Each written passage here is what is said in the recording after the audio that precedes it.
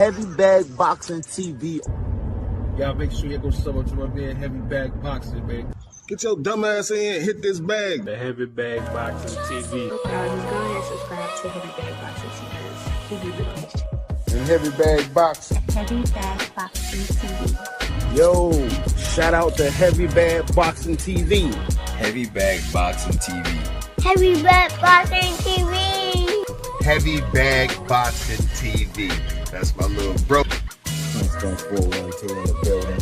Shout out to my guy Tio, Heavy Bag Boxing TV. Get your bitch ass in and hit this bag.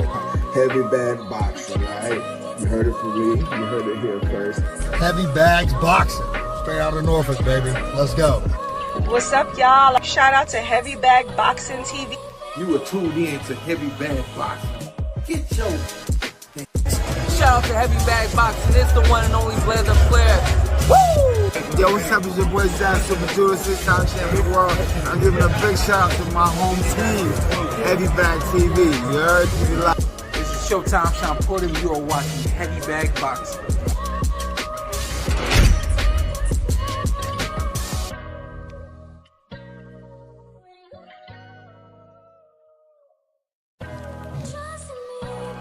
You too.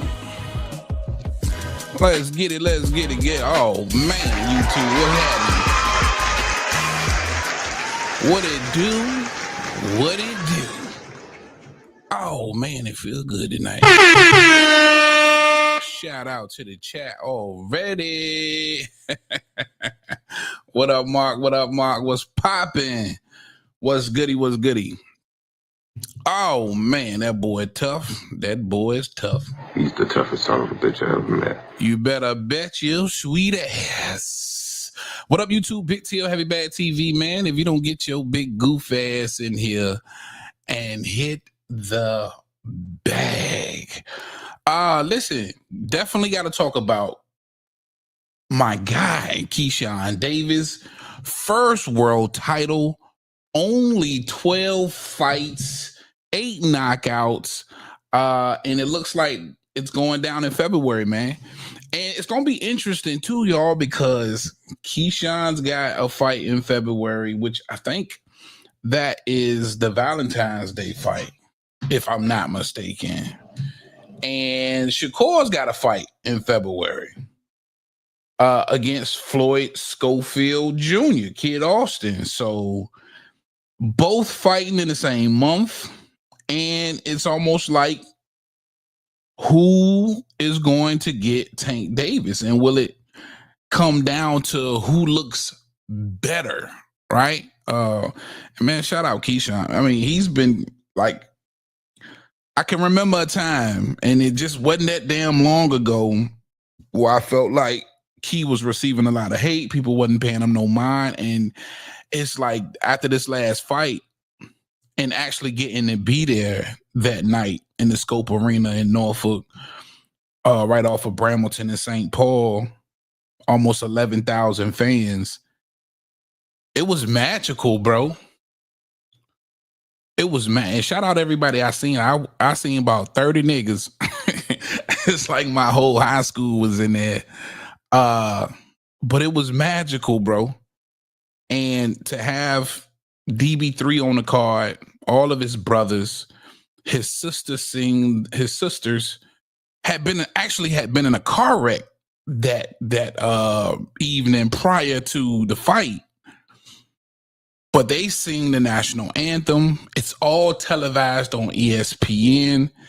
And mind you, we hadn't had big time boxing since Pernell Whitaker. Big time boxing is in the Scope Arena in 30 years. 30 years. The last time it was that many people in the Scope Arena, and I'm not even sure it was that many people. Sweet Pea was defending at the time, I believe, his WBA or IBF 30 years ago. So for Keyshawn, man, this is an explosion onto the scene, and I'm just glad that, you know, he's getting these early flowers, because I'm gonna keep it a buck. If he goes through Berinchyk in a manner which a lot of us feel like he just might do it,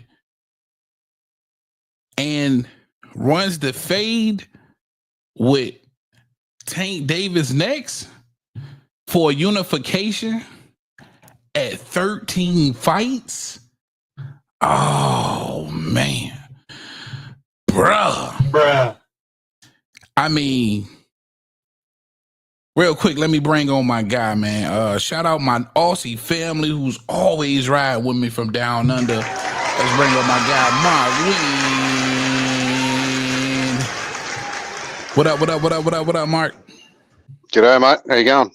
All right, man. Appreciate you joining your boy, man. Thank you. Yeah, I was sitting here strumming my fingers. I'm thinking, fuck, he said 1:30. Where is he? Well, you know what? My wife had just got a little bit of bad news, man. Her dad has had his second stroke. And she gives me that news as I'm walking towards my studio. And I'm like, oh, yeah. So I had to take a minute and embrace her and make sure she's straight. That's lovely that you spent 15 minutes with her after her dad's had a stroke. Yeah. Yeah, I had to calm her down and get her plane ticket, man. We had to get that plane ticket. She's out of here Saturday. Shout out my baby, man. But listen, man, I'm trying to hopefully he comes good. Yeah. I think he will, man. He's gonna be all right. I think he's gonna be all right. He's a tough bastard, man. He is one tough bastard. The toughest son of a bitch I ever met. Mark, Keyshawn, Davis, Berinchyk. They made the fight, bro. It looked like it's going down in February. Keyshawn getting his very first world title shot with only 12 fights, 12-0, 8 knockouts. He looks spectacular versus, of course, Gustavo Lemos. What's your thoughts, man? What do you think about Keyshawn getting a title shot this early in the game? Well, I think it's good. Like I said about Schofield the other day, if they're up there ranked and they want to have a crack, well, fucking have at it. I mean, there's worse things that can happen to lose to a world champion. You know what I mean? I mean, a loss is a loss, but you lose to a world champion, you just take it on the chin and you get better and come back, don't you? Man, that's why I love your boxing mind, Mark. I love your boxing mind. And that's exactly how I feel, man, because look, we make a lot of people, and I ain't even going to say we because that's me putting myself in it. They make a lot or a big deal about a loss. And listen, if you're going to touch greatness and we see the potential, and you do have the goods, I don't give a damn how many fights you got. Give it a crack because now is the time to lose. You're young enough to bounce back. And we still think you will give it a hell of a go if you do actually get the opportunity.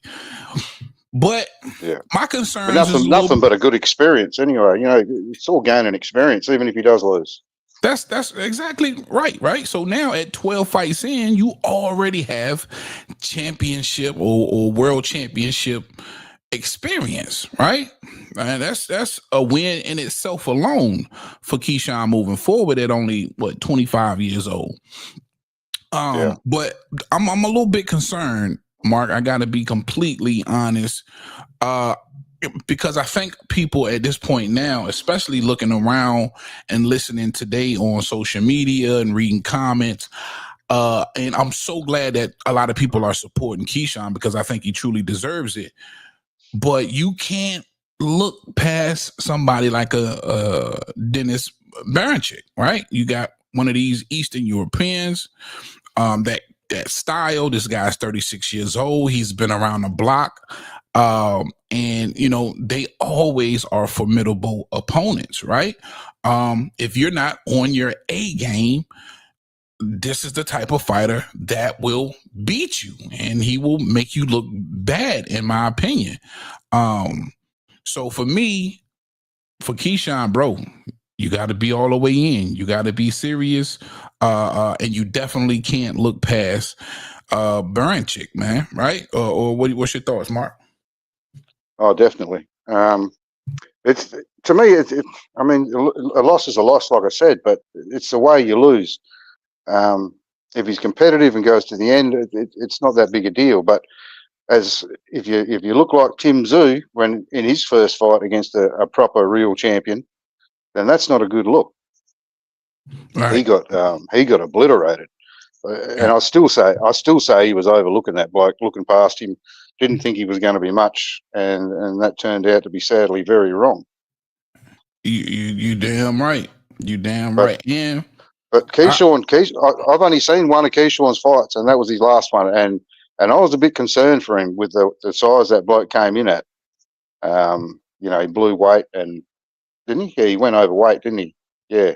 Yeah, hell yeah. He came in 6 pounds overweight on the scale, bro. That's right. Yeah, yeah. And Keyshawn still took it, and I thought, this could be trouble, this. But, geez, he looked good.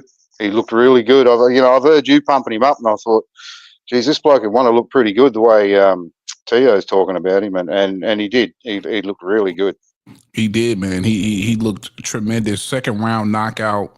And man, you could feel the floor vibrating from all of the noise that was going on in there. 11,000 people. Like I said, that was a very, very special moment for Keyshawn.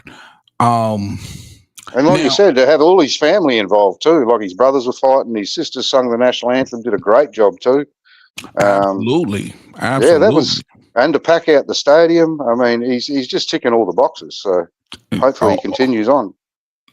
Absolutely, man. You're absolutely right, Mark, man. He checked all of the boxes, and listen, he closed the show because it was only 2 knockouts that night, and that was from Keyshawn and Abdullah. Right, Abdullah gets dropped twice that night, and then Keyshawn closes the show with a second round knockout. Man, I don't know what more could you ask for from Keyshawn at this point. And again, I think everything that he's getting, you couldn't ask for any more, mate. You could not ask for any more. For any more. Yeah, absolutely right. I'm trying to think what that was broadcast on, because I actually watched that. I remember watching his sister sing the anthem and that. Yeah, that was watching ESPN, his other brother. Oh, yeah, ESPN. That's why I got to watch it. Yeah. Yeah, all the top ranked fighters they fight on ESPN. Yeah, but it wasn't pay per view. You know what I mean? Yeah, no, it wasn't pay per view. No, yeah, he ain't quite there yet, but no doubt he's coming. It won't be long. And you know what? That's the problem though with the boxing community, especially when you add in a lot of the casuals. You'll get a spectacular performance like that from somebody like a Keyshawn Davis. And don't get me wrong, I love the fact that Keyshawn uses his mouthpiece, right? Because I always say this, 50% of this sport is being able to sell yourself. And I think he's just done such a great job at it. Because listen, he could have came into the sport like he did, a silver medalist, and let his fist and his fighting do all the speaking for him. But he went above and beyond, right? He talks a lot of shit, and he's backing it up. And when you have that particular formula, just like we've seen in the past with, Mayweather and whoever else, it's entertaining. It's very, very entertaining. So when you look at Keyshawn Davis, all you're seeing is a big ball of entertainment, right? But sometimes, for sure. That fast track isn't the best track, right? Even though my heart would be in a fight with Keyshawn versus a Tank Davis, me being honest, even though I would love to see that fight, if they made it, I wouldn't want that to be the next fight after Berinchyk, right? So let's just say Keyshawn defeats Berinchyk, right? Gets the knockout, looks tremendous. And at 36 years old, I'm pretty sure Berinchyk got something left in the tank, but I don't believe it's going to be enough for Keyshawn. Do you believe Keyshawn would be ready for a Tank Davis? Oh, he's I always carry on the Tank hasn't really fought the top echelons of his divisions, but I suppose that's fair, I'd say, because he hasn't unified. He's won a belt or two, so. But I don't know about next fight, but I don't think Keyshawn will need too many more. Maybe end of next year. If he has 3 fights next year, another 2, and then Tank maybe. Yeah. But like I said, even if, I mean, losing to Tank, that's not going to be any disgrace. And I'll tell you what, will appreciate it, his bank account. Well, yeah. Oh, yeah. Of course. And then it's almost like a race against time too, because I always say you got to continuously take Tank Davis at his word, at face value, because he told you he's not in it for legacy. He's in it for money. He showed you that, right? He hasn't chased or made sure he made the fights with all of whom people believe were the guys, right? At some point, Loma was the guy. He never fought him. Now he's trying to fight him. At some point, Teofimo was the guy. He never got in there with Teofimo. At some point, Devin was the man. He never got in there with Devin. So he managed to dodge a lot of people. Yeah, and I'm not even saying it was intentional, because Tank fans will have you to believe that it was unintentional. I didn't say duck. I said dodge, right? And I'm gonna say that too. Because listen, because the way I look at it, and I don't know if you look at it like this, Mark, who's going to turn down a contract from Tank Davis in your highest payday? Who? Oh, nobody. In my opinion, that's just like getting a Canelo fight. Or I mean, unless you're already loaded, unless you already got heaps of money in the bank, and you're getting old, and you're pissed off that Tank dodged you when you were the man, like Lomachenko, Right. And I believe that. And see, a lot of people feel like Tank should have fought him back then.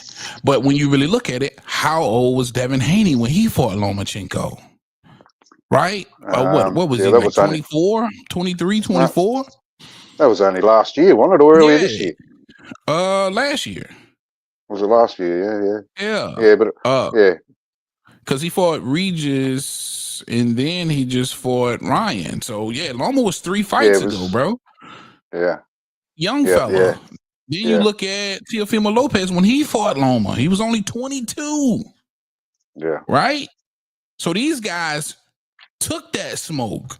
They believed in themselves at an early age, whereas they didn't allow Tank Davis to take that Loma fight, to believe in him enough to get in there and squabble with Loma when he was still a young pup, right? Because if we being honest, Tank probably could have fought Loma at 25, 26 years old. You know what I mean? At least 3 or 4 years ago, Tank could have fought Loma. Oh yeah, but I agree. But was it? It's like RC's explained to me. It's or us on Slick's channel while you've been in hiatus. Tank is what did he explain it? He said Tank is like a novelty for PBC, and they've built him as a money making novelty. You know what I mean? And that's probably why they were the ones that probably said, no, we're not putting you in with Lomachenko, because if you lose, you lose that O, and half your fans are going to throw you away, and then there goes their money making novelty. Yeah, and and a lot of Tank fanboys, and listen, I'm a huge Tank fan. I'm gonna continue to say this. I think Tank beats them all if he eventually fights them. I think he does. I'm just keeping it a buck. If Tank fought Shakur tomorrow, I'm taking Tank Davis. If he fought Loma tomorrow, I'm taking Tank Davis. If he would have fought Loma 3 years ago, I'm taking Tank Davis. If he was to fight whoever outside of Keyshawn Davis, of course, you know what I'm saying? I'm taking Keyshawn. My heart is with Keyshawn, but I'm still giving Tank the fucking edge. So I like, geez, because Tank's never really fought someone like Keyshawn, though. Either Keyshawn, not so much Keyshawn, but Shakur. He's more your pure boxer, isn't he? You know what I mean? He's not coming in there to knock you out. Tank, I don't think he's fought anybody like that. That's going to fight on the back foot and move and make you chase him. And he said it himself before. He likes people to come forward at him. So the closest thing he's fought to that so far is Frank Martin. And a lot of people don't want to give him a ton of credit for that Frank Martin fight. But Frank Martin nowhere near as good as Shakur. Real quick, let's welcome my man Slick 50 GMT in the building. What's good? What's good, everybody? What's going on, big? How are you, Slick? Man, What's happening? joining me, bro. It's been a long time coming, bro. Your ass been gone. Maybe I need to turn my volume. No, because I can hear No, Mark really good. Yeah, no, Slick sounds quiet. Yeah, you sound a little. You might need to turn your mic up some, bro. For real? Y'all can't hear me? I can, but it's barely, yeah. I wonder why it's doing that. All right. What about now? Yeah, that's better. Probably can come up just a little bit more. All right. What about now? There you go. That's good. It's good enough for me. All right. Slick, man, you just in time to join the conversation. Of course, talking about Keyshawn Davis, got the Berinchyk fight in the bag. Of course, the explosion of Keyshawn Davis on the scene is crazy right now. Pretty much everybody's talking about him. I'm soaking it up. But we was just discussing Tank Davis, and what I think me and Mark on the same page feel like is his shortcomings as far as certain names not being on his resume, right? When you look at 35, where let's be honest, he's campaigned the longest, I believe, right? And he did have a bit of success at 130. You could probably argue Leo Santa Cruz is the best name on his resume because that's a multi-division world champion. What about Pedraza? Pedraza wasn't bad either. No, Pedraza wasn't bad. I think Leo was way better than Pedraza though, as far as saying, who's the best guy on Tank's resume? Fair enough. Slick off the top. Could you think of who you may believe is the best guy on Tank's resume? It would be Gamboa and Pedraza, and then and before that, you wouldn't say Leo Santa Cruz? Leo Santa Cruz. Yeah, that's who I would pick for is that. And so the point I was making though, when you just came in, was you look at Tank at 35, right? And because he never unified in any of the, at 130 or 135, but now he's had a very long stint, in my opinion, at 35. And at 35. You could argue at one point Loma was the man. Yeah. Right? Yeah, for sure. Then you could argue Teofimo came along and beat the man. So Tio's the man. And after Tio's exit, you could argue that Devin Haney was the man. Oh, hey, you skipped over Cambosis there. Yeah, I'm about to say he had a short yeah, well, you know what? For the sake of the argument, Cambosis actually did beat the man at the time, which was Teofimo Lopez. So, yeah.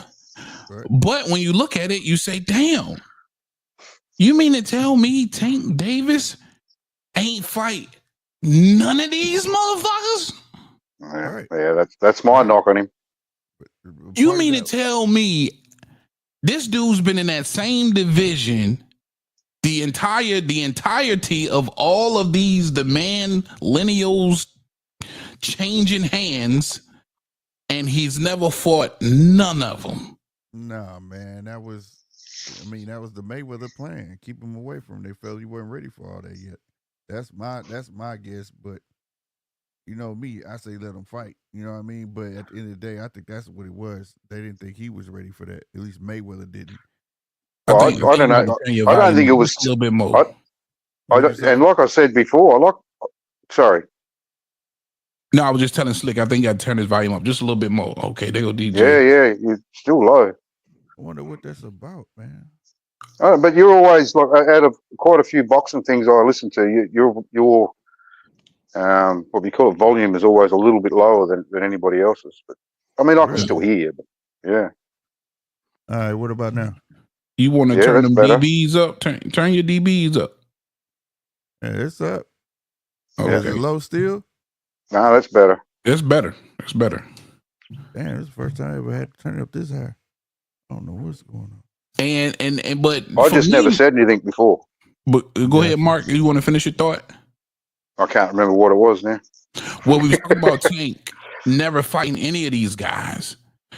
And oh yeah, that's what I was going to say. Is I don't believe it was Tank ducking anybody. I think it was the machine behind him. Like RC said to us one night that, or it might have been on our private chat, that Tank was the PBC novelty, and they built him specifically. You know what I mean, to be a money producer. And if they were to throw him in there with them dangerous high fighters like Haney, Teo, Lomachenko, Hang on. I'm not going to include Cambosis. Haney? Did you just call Devin Haney dangerous? As far as being able to he was at 135. Mark. At I'm not talking knocking him out, but beating him on points. He's a lot bigger. But anyway, bypassing that, I think it's the machine behind him that avoided those fights, because they didn't want him to lose his O, because then half his ghetto fucking fan base would dump him like a fucking hot potato, and they'd lose half their pay-per-views. So they've coddled him along. You know what I mean? Yeah, absolutely. But see, that's what I'm saying. And you can't. I see so many people, or these Tank fanboys defend it. And DJ, I'll ask you the same thing. When you think about Lomachenko, he was the lineal champ at 35. You think about Teofimo Lopez, he was the lineal champ at 35. You think about Cambosis, he was the lineal champ at 35. You think about Devin Haney, he was the lineal champ at 35. And now you have a Tank Davis who's been there through the entirety of all of these stints between these other 4 lineal champions, and he's yet to fight any one of them. So, because you called me out heavy, this is my personal opinion, and it doesn't come from a place of hate or bias or any of those sorts of things. Once we remember that boxing in its current state is business, right? It's margin versus input versus profit, those sorts of things. It stands to reason that Tank is actually no different in some respects to a Ryan or a Canelo. What he's actually bringing to the table by way of revenue, ticket sales, back end, front end, pay-per-views, right, is 80% of the bag. Now, when you think about that in reality, it stands to reason that anyone, be it Haney, be it Teofimo, be it Ryan even, why would you give up any percentage of your popularity in your draw to your competitor, win, lose, or draw? Now, when you look at your core and a Tank Davis, the boxing purists say, well, the only way to beat Tank is to outbox him, not to outpunch him. You can't, right?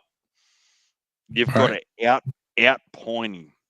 But the from a business perspective, when you look at it, you say, well,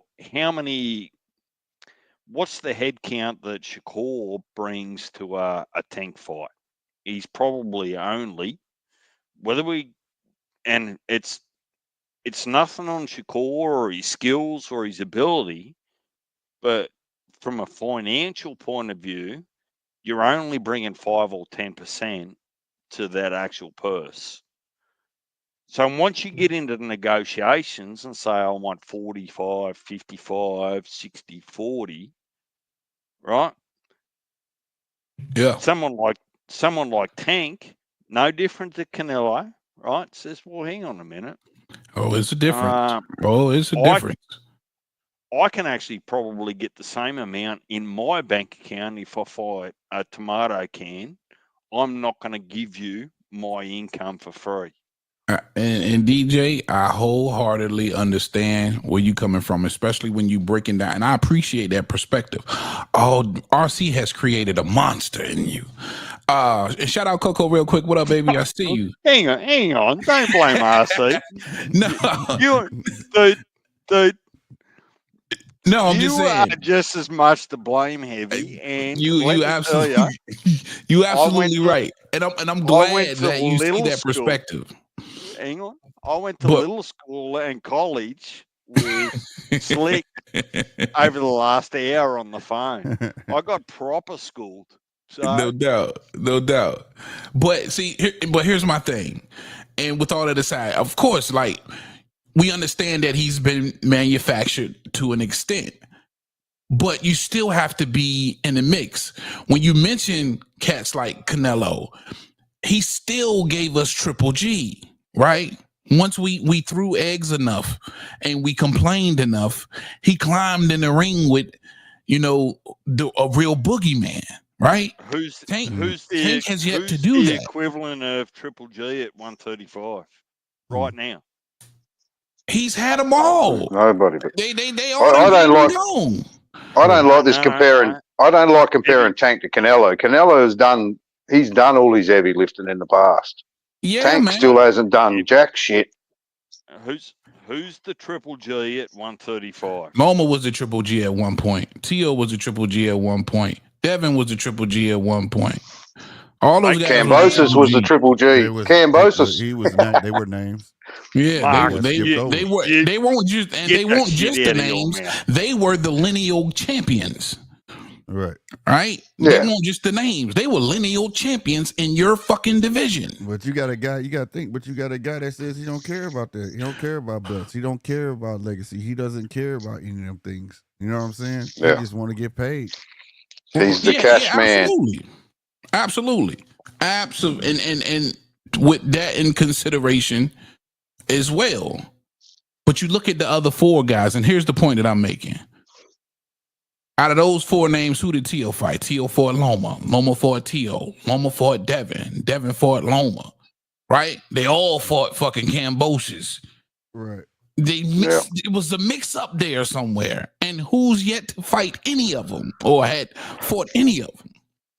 And that's the point that I'm trying to make, man. I just feel like, even though I'm a huge Tank Davis fan, I have battled cats in the comment section supporting Tank, saying things like, hey, give him time, he'll fight them all. He's yet to do so, man. And I don't think... And they've all moved on now. I don't think he is as scary as people are perceiving him to be versus real talent. Let me ask you a different question, Taya. Go ahead. Why does it matter? In the whole scheme of boxing, where one superstar moves on and another one arrives, why does it actually matter? Because I'm going to give you a caveat to that. Is it the athletes' reparation, or is it the fans' reparation? Because only the fans care about legacy. Let's face it. Some boxers do, but out of 1,088 ranked fighters across all divisions, across all sanctioning bodies, there's probably 5 that care about legacy. So I'm going to ask you, why does it actually matter if Tank's earn generational income and doesn't have the resume that the fans want? Why does it matter? Because I think it matters to the fans. In my opinion, it's because you're going to have these fans that's going to argue that Tank's a generational talent, or somehow, some way he's a Hall of Famer, first ballot. He's not proving it though. He's not proving it though. That's the problem. Some people's got him number 1 on their pound for pound list. So that's always going to be a conversation amongst boxing fans. Sure. And the fans will have that conversation. Now But to Tank, I'm pretty sure he doesn't give a shit.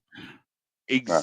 But I think it's where Tank comes from. You know, he came from a ghetto background with you know, no money, a drug addict mother, and Christ knows about his father. But so the money means that's, you know, he's trying to lift his family out of that situation, I guess. I mean, I'm critical of Tank too, but I can sort of see why, you know. But at some here's point, a rebuttal to that too. At some ask you a point, though, you gotta question. Hold on, let's get Slick thoughts real quick. What you say, Slick? At some point, you know what I mean, like he got the money. You know what I mean? It's more of a mindset at this point because it's like if you play football, you'll go to a football, you get there, you get this, you get that, but at some point you want a goddamn ring. You know what I'm saying? You got the money, you got the big contract. If that team ain't doing what you need to do, you go go somewhere else and get that ring. That's what you gonna do. Simple as that. And that's, I think, what the fans want to see. It's like, dude, you got the money. We've been riding with you all this time, watching you get your shine on. When are you gonna give us what we want? You know what I mean? But at the same time, like I said, it's hard to even where I'm at with Tank is like, all right, I just can never compare you to the greats. I can't never put you in that argument with no fucking body because you have made it publicly known that you don't care about legacy. You don't care about belts. You just strictly about the dough. And I gotta respect that, just like Mark said, but I could never down the line and be like, this and third, he was a shit because you're not even gonna have the accolades to go along with it. No, he's never going to. And anybody that's got Tank as number one on their pound for pound has absolutely got rocks in their head. You know, man, you know how many stupid motherfuckers is out here? You dumb motherfucker. about 250 million of them, I'd say. Bunch of dumb motherfuckers out here. Yeah, without them accolades, bro. I mean, it is what I think. What, ain't he a 3-division champ or 2-division? Well, if you count interims, he's 3. 3, yeah. So, you know, they may let him slide in with that. But and if you count just I took the world title from you, he's 1. Yeah. Yeah. But it ain't no, bro. With the resume he got right now, like I said, it's not none of that. And then on top of that, who hasn't beat Gamboa? You know what I'm saying? Exactly. Things like that. You better argue Pedraza. You better argue Gamboa. You know what I'm saying? Even the other guy, what was his name? Leo Santa Cruz. You know what I'm saying? Everybody know he had that belt, but he was living at 126. You know what I'm saying? That's why he didn't care. He went right back down to one. He was already there. So that was the beginning of bringing people back up. You know what I mean? He was just a placeholder for that belt. So it's like I said, it's hard now after I heard that actually come out of his mouth to root for a guy that's strictly a prize fighter. And that's what I always say, man. Take people at face value. Believe what they say. When they come out their mouth, believe them. Believe them. Slick. He's not retiring. Not viable. Yeah. I don't think he retired. I think it's a matter of him just not liking the shit that goes along with boxing. I think Tank, I'm gonna give y'all my true assessment of Tank. I think Tank believes at his level of stardom, you know, he should be getting treated like a Canelo. He should be able to make moves. Not him getting treated like Canelo, just be able to make those type of moves, and he can't. He cannot make a move without getting an okay. Like I was just telling DJ, be honest with you, if that boy was able to go independent, he could go make money across the board. And I think that's how committed to being a Tank fan I was. I wanted it all for him, if that makes sense. Right. I wanted him to have the legacy to go along with the bag. Because however you feel about Canelo as of recently or latter or early, whatever, we wanted him to fight what's your boy name? Austin Trout. Oh, Austin Trout, yeah. Yeah, we wanted that fight. We wanted the Danny Jacobs fight. We wanted the Triple G fight. Mm-hmm. When he gave them to us. Right. He gave them to us. This nigga Tank has yet to give us one motherfucking fight that we. But I don't believe don't care about his fans. He cares about the cash. Exactly, Mark. Like Heavy, just stop believing that Tank's motivations are the fans' motivations. Like it sometimes it just doesn't compute. Let him build generational wealth without caring about the fans. I mean, but yeah, I mean, it's hard. What can you do? But that's like the thing is like people starting to feel ripped off because like you asking the fans to pay for your pay-per-views. Like it's a hand-in-hand deal. At some point, you know, you gotta fight some type of adversity. And to be honest with you, I think he like Tio said, he beat those guys. You know what I'm saying? The only one I think gonna give him a hard time is the Shakur because he's a boxer. But other than that, them other guys, I think he beats them.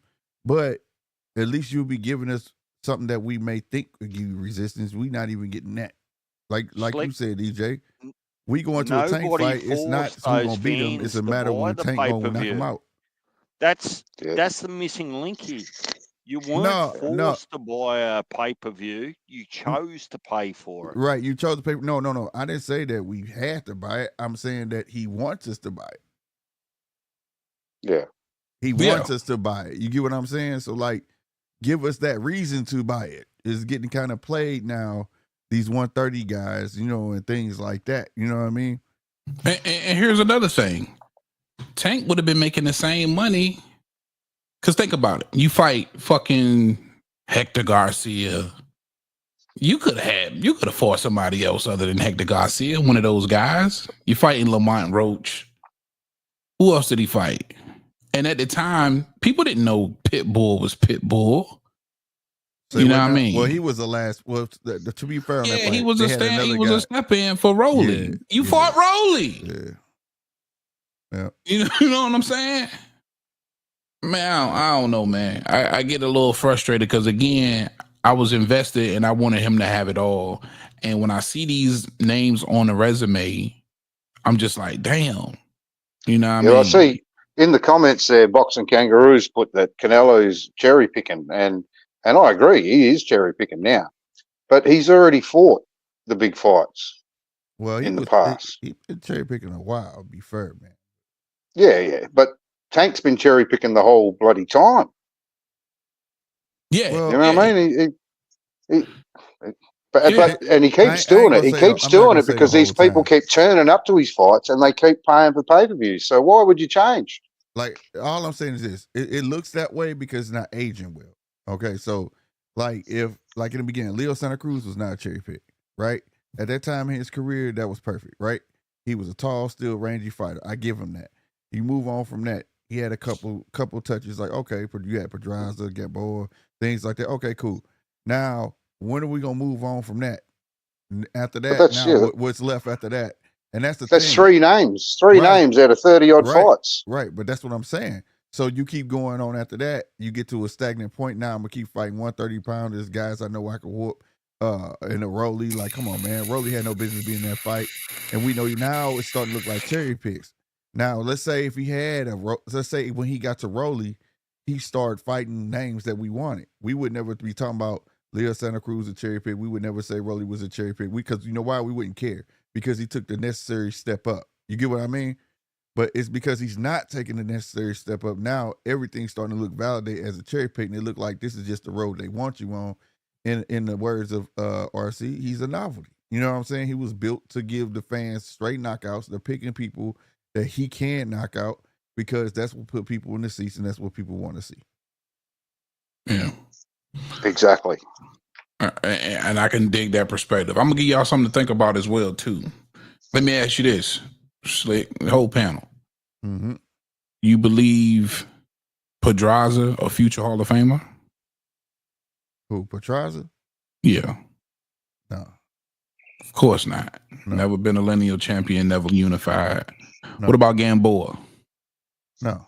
He didn't pan out to be who he's supposed to be. Exactly. Never unified, never a lineal champion. You could probably argue Leo Santa Cruz. Yeah. But here you have Devin Haney. You probably can argue he's going to be a future Hall of Famer. Teofimo.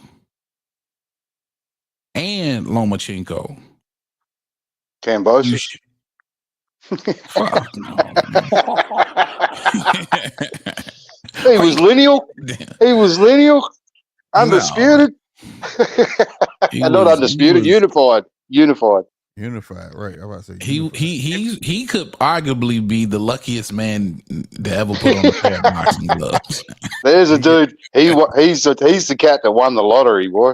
I'm talking about one and milked it. He milked it. Yeah, he did.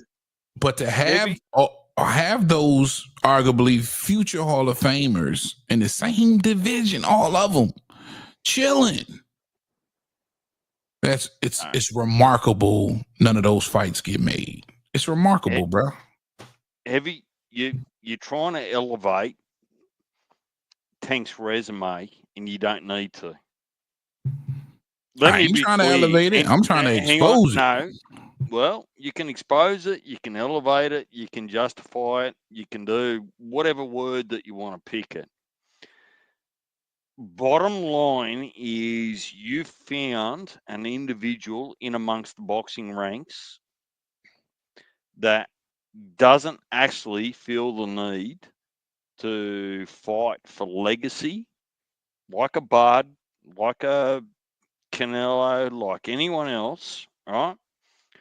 What burns your piss is that you look at the resume and say, well, why haven't I actually seen you fight the best of the best? Well, that's actually not Tank's selfishness. That's the fan's selfishness.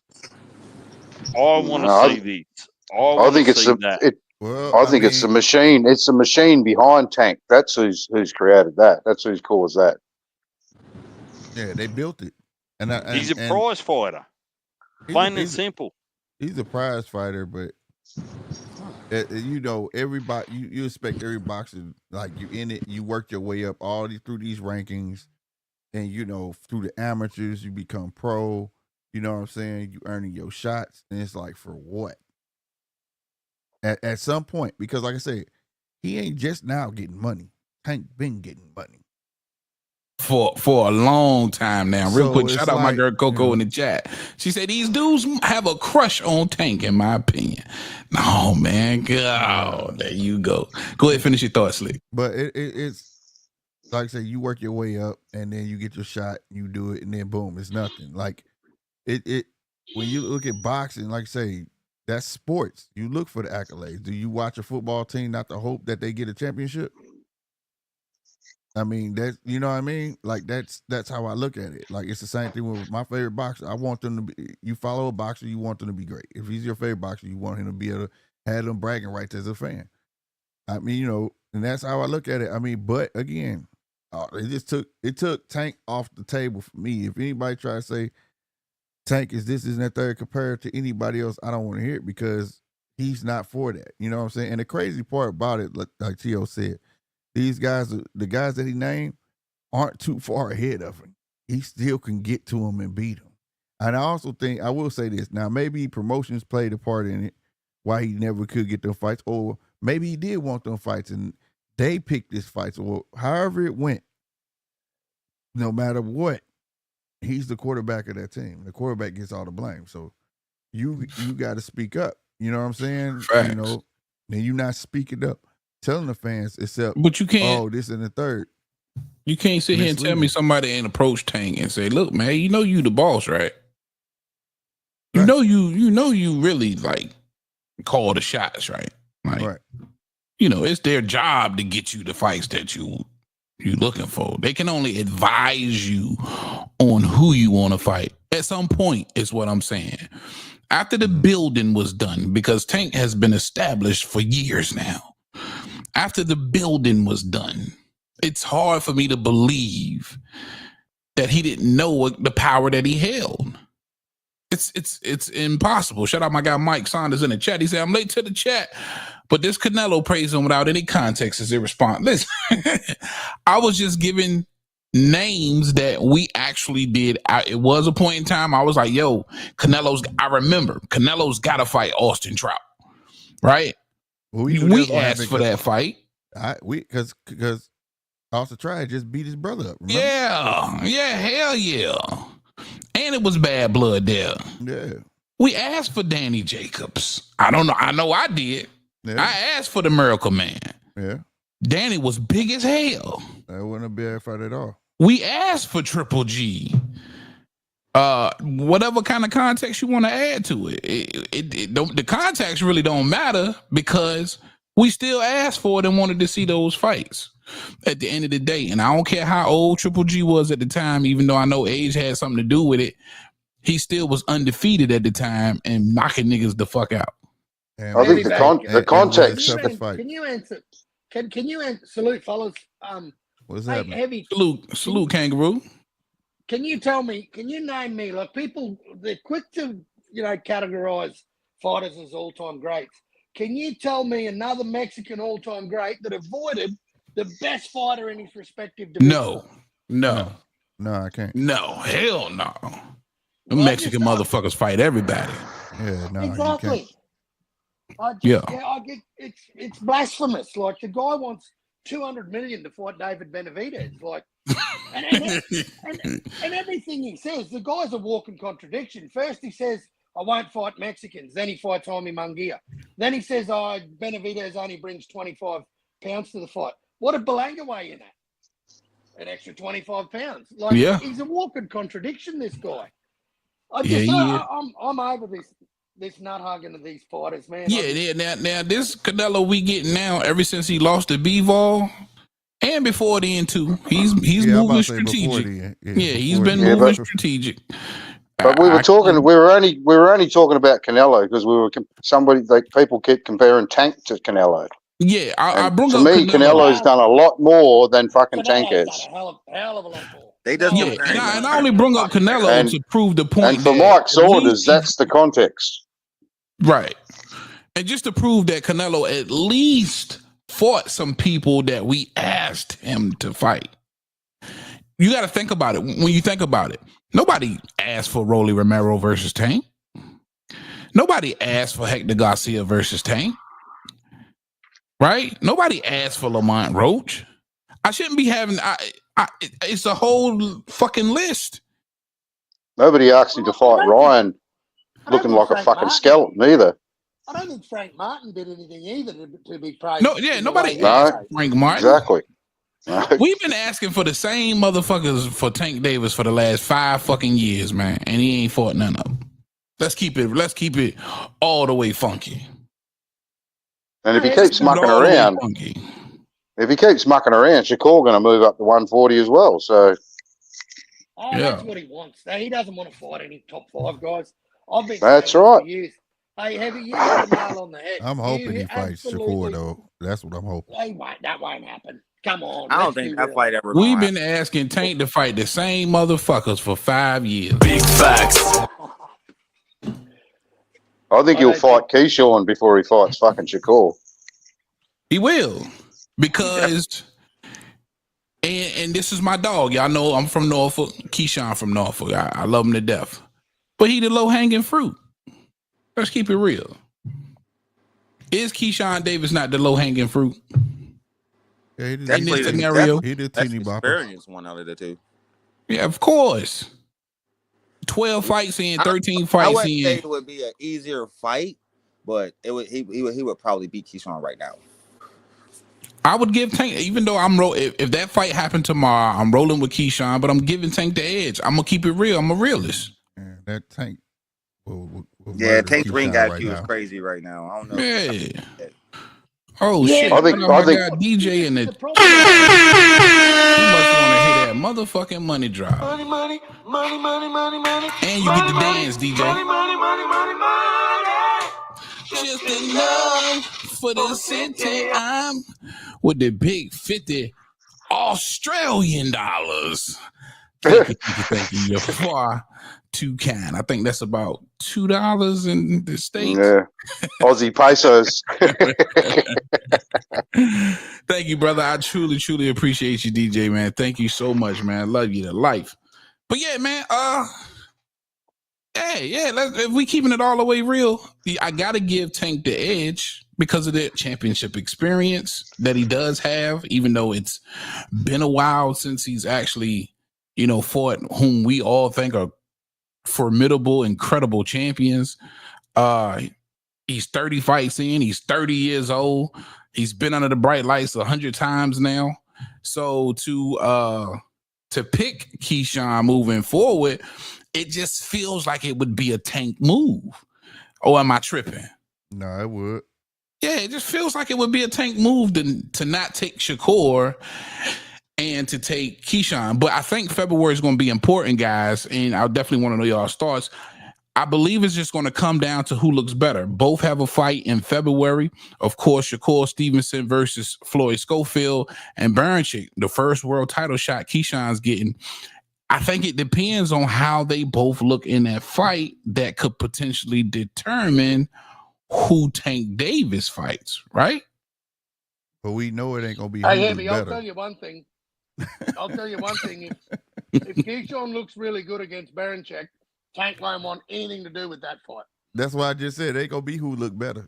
Yeah, if he look too good, Tank gonna avoid him, bro. So yeah, I don't know. And I got another point to raise. You look at a guy like Anthony Joshua, right? Before he fought Daniel Dubois, he had 4 easy touches. Tank's had a shitload of easy touches. Problem when you step up and you go to the top echelon and you want to fight champions, bro, if you're fighting, cab drivers or, guys that aren't exactly on the world, on that level, or you're dragging guys up from 130 pounds and they're acclamation fighters against you, I mean, man, let's keep it a buck here. Like, the guy, he doesn't care about belts. We all know that. Right. But when you step up and you take a fight against a top 5 guy, you take a lineal champ or you take a unified champ, and man, I'll tell you, if you've had easy touch, you've been fighting a lot of easy touches, those big fights, man, I tell you, they come back to bite you on the ass. Yeah, absolutely. Absolutely. Oh, shit. Shout out my guy, Tyree Sellis. Long time subscriber to the channel. What up, Tyree, man? I appreciate you popping in. It's been a minute. But yeah, but the answer to that boxing kangaroo is if you never take on the top echelon, it won't bite you. No, and I just, it is a case of shoulda, coulda, woulda. That's what his career will be. Yep. Yeah, man. And again, all of this, because I don't want nobody to think, y'all don't know the 2020, 2019 heavy bag.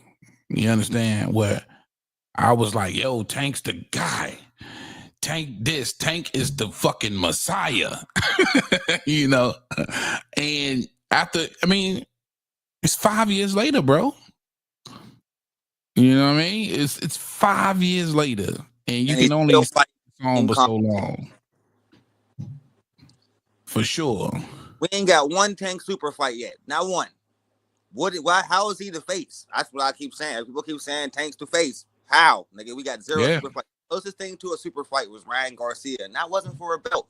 Stop the face shit, bro. But y'all, the only way they can compare him Canelo is popularity wise. Like you were saying earlier, at least Canelo gave us fights we wanted to see. Nigga, we don't want to see Lamar Roach. We didn't want to see fucking Frank Martin. We didn't want to see Ryan Garcia. We didn't want to see Hector Garcia. We want to see you in there with a top contender, bro. Yeah. It don't look like we ever gonna get this fight, bro. I don't think we're gonna get this from him. He makes too much money, man. And when you're making that kind of money, you ain't gonna care about your opponent, bro. People talk about the business of boxing, right? Yeah. Big ticket seller. Why don't you fuck off and make movies? Because to me, I'm just a purist. I'm a purist. I love the pugilism of the sport. I like guys that test themselves. I haven't not watched a Tank fight for, God, I can't remember the last Tank fight I watched. Actually, I watched Ryan and Tank. But I just don't get it. I don't get it. I don't understand. Yeah, I don't either. Real quick, Mike Saunders in the chat. He said Canelo ducked Andrade. He waited 2 years to fight Triple G. Mosley was way past his prime. Danny Jacobs was way past his prime. Laura arguably, I don't know about that Danny Jacobs part. Laura arguably won. Bivol put hands and feet on him. He ducked both Charlos. And listen, I'm not going to argue with none of that. But at the end of the day, we asked for Triple G. At the end of the day, we asked for Danny Jacobs. At the end of the day, we asked for Austin Trout. The Laura, it just made sense. You know what I mean? That had to happen. I think we was asking for Laura at that time too. These are guys that he fought that we said, hey, you got to fight this guy. And he did. And we've been telling Tank to fight the same motherfuckers for 5 years.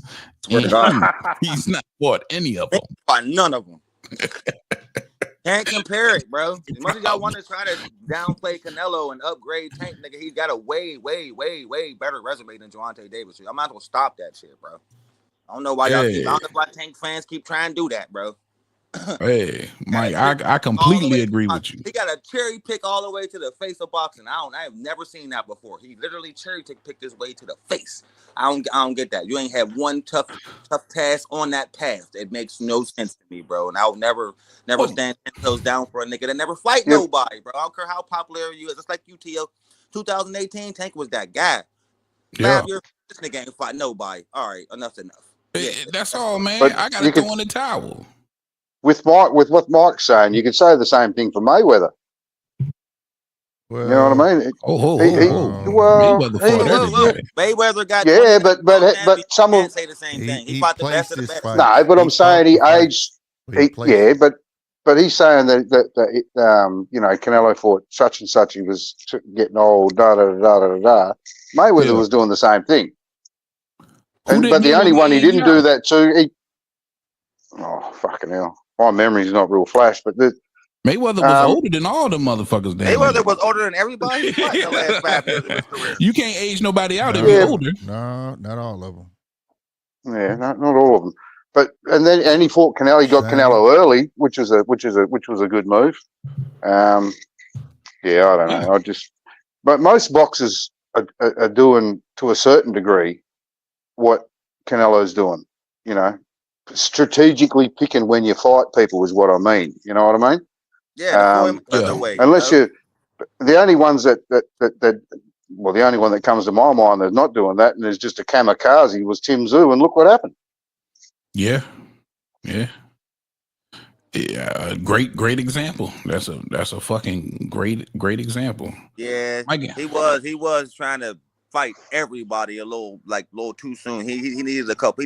If Tim Tszyu would have took a couple tune-ups leading into that boxing fight, I think we'd have got a better performance instead of rushing right into it. Facts. I think everything was wrong for Tim. I think he looked past. I was listening to you before, Mark. I think he looked past him. I think he had his head in the fucking clouds.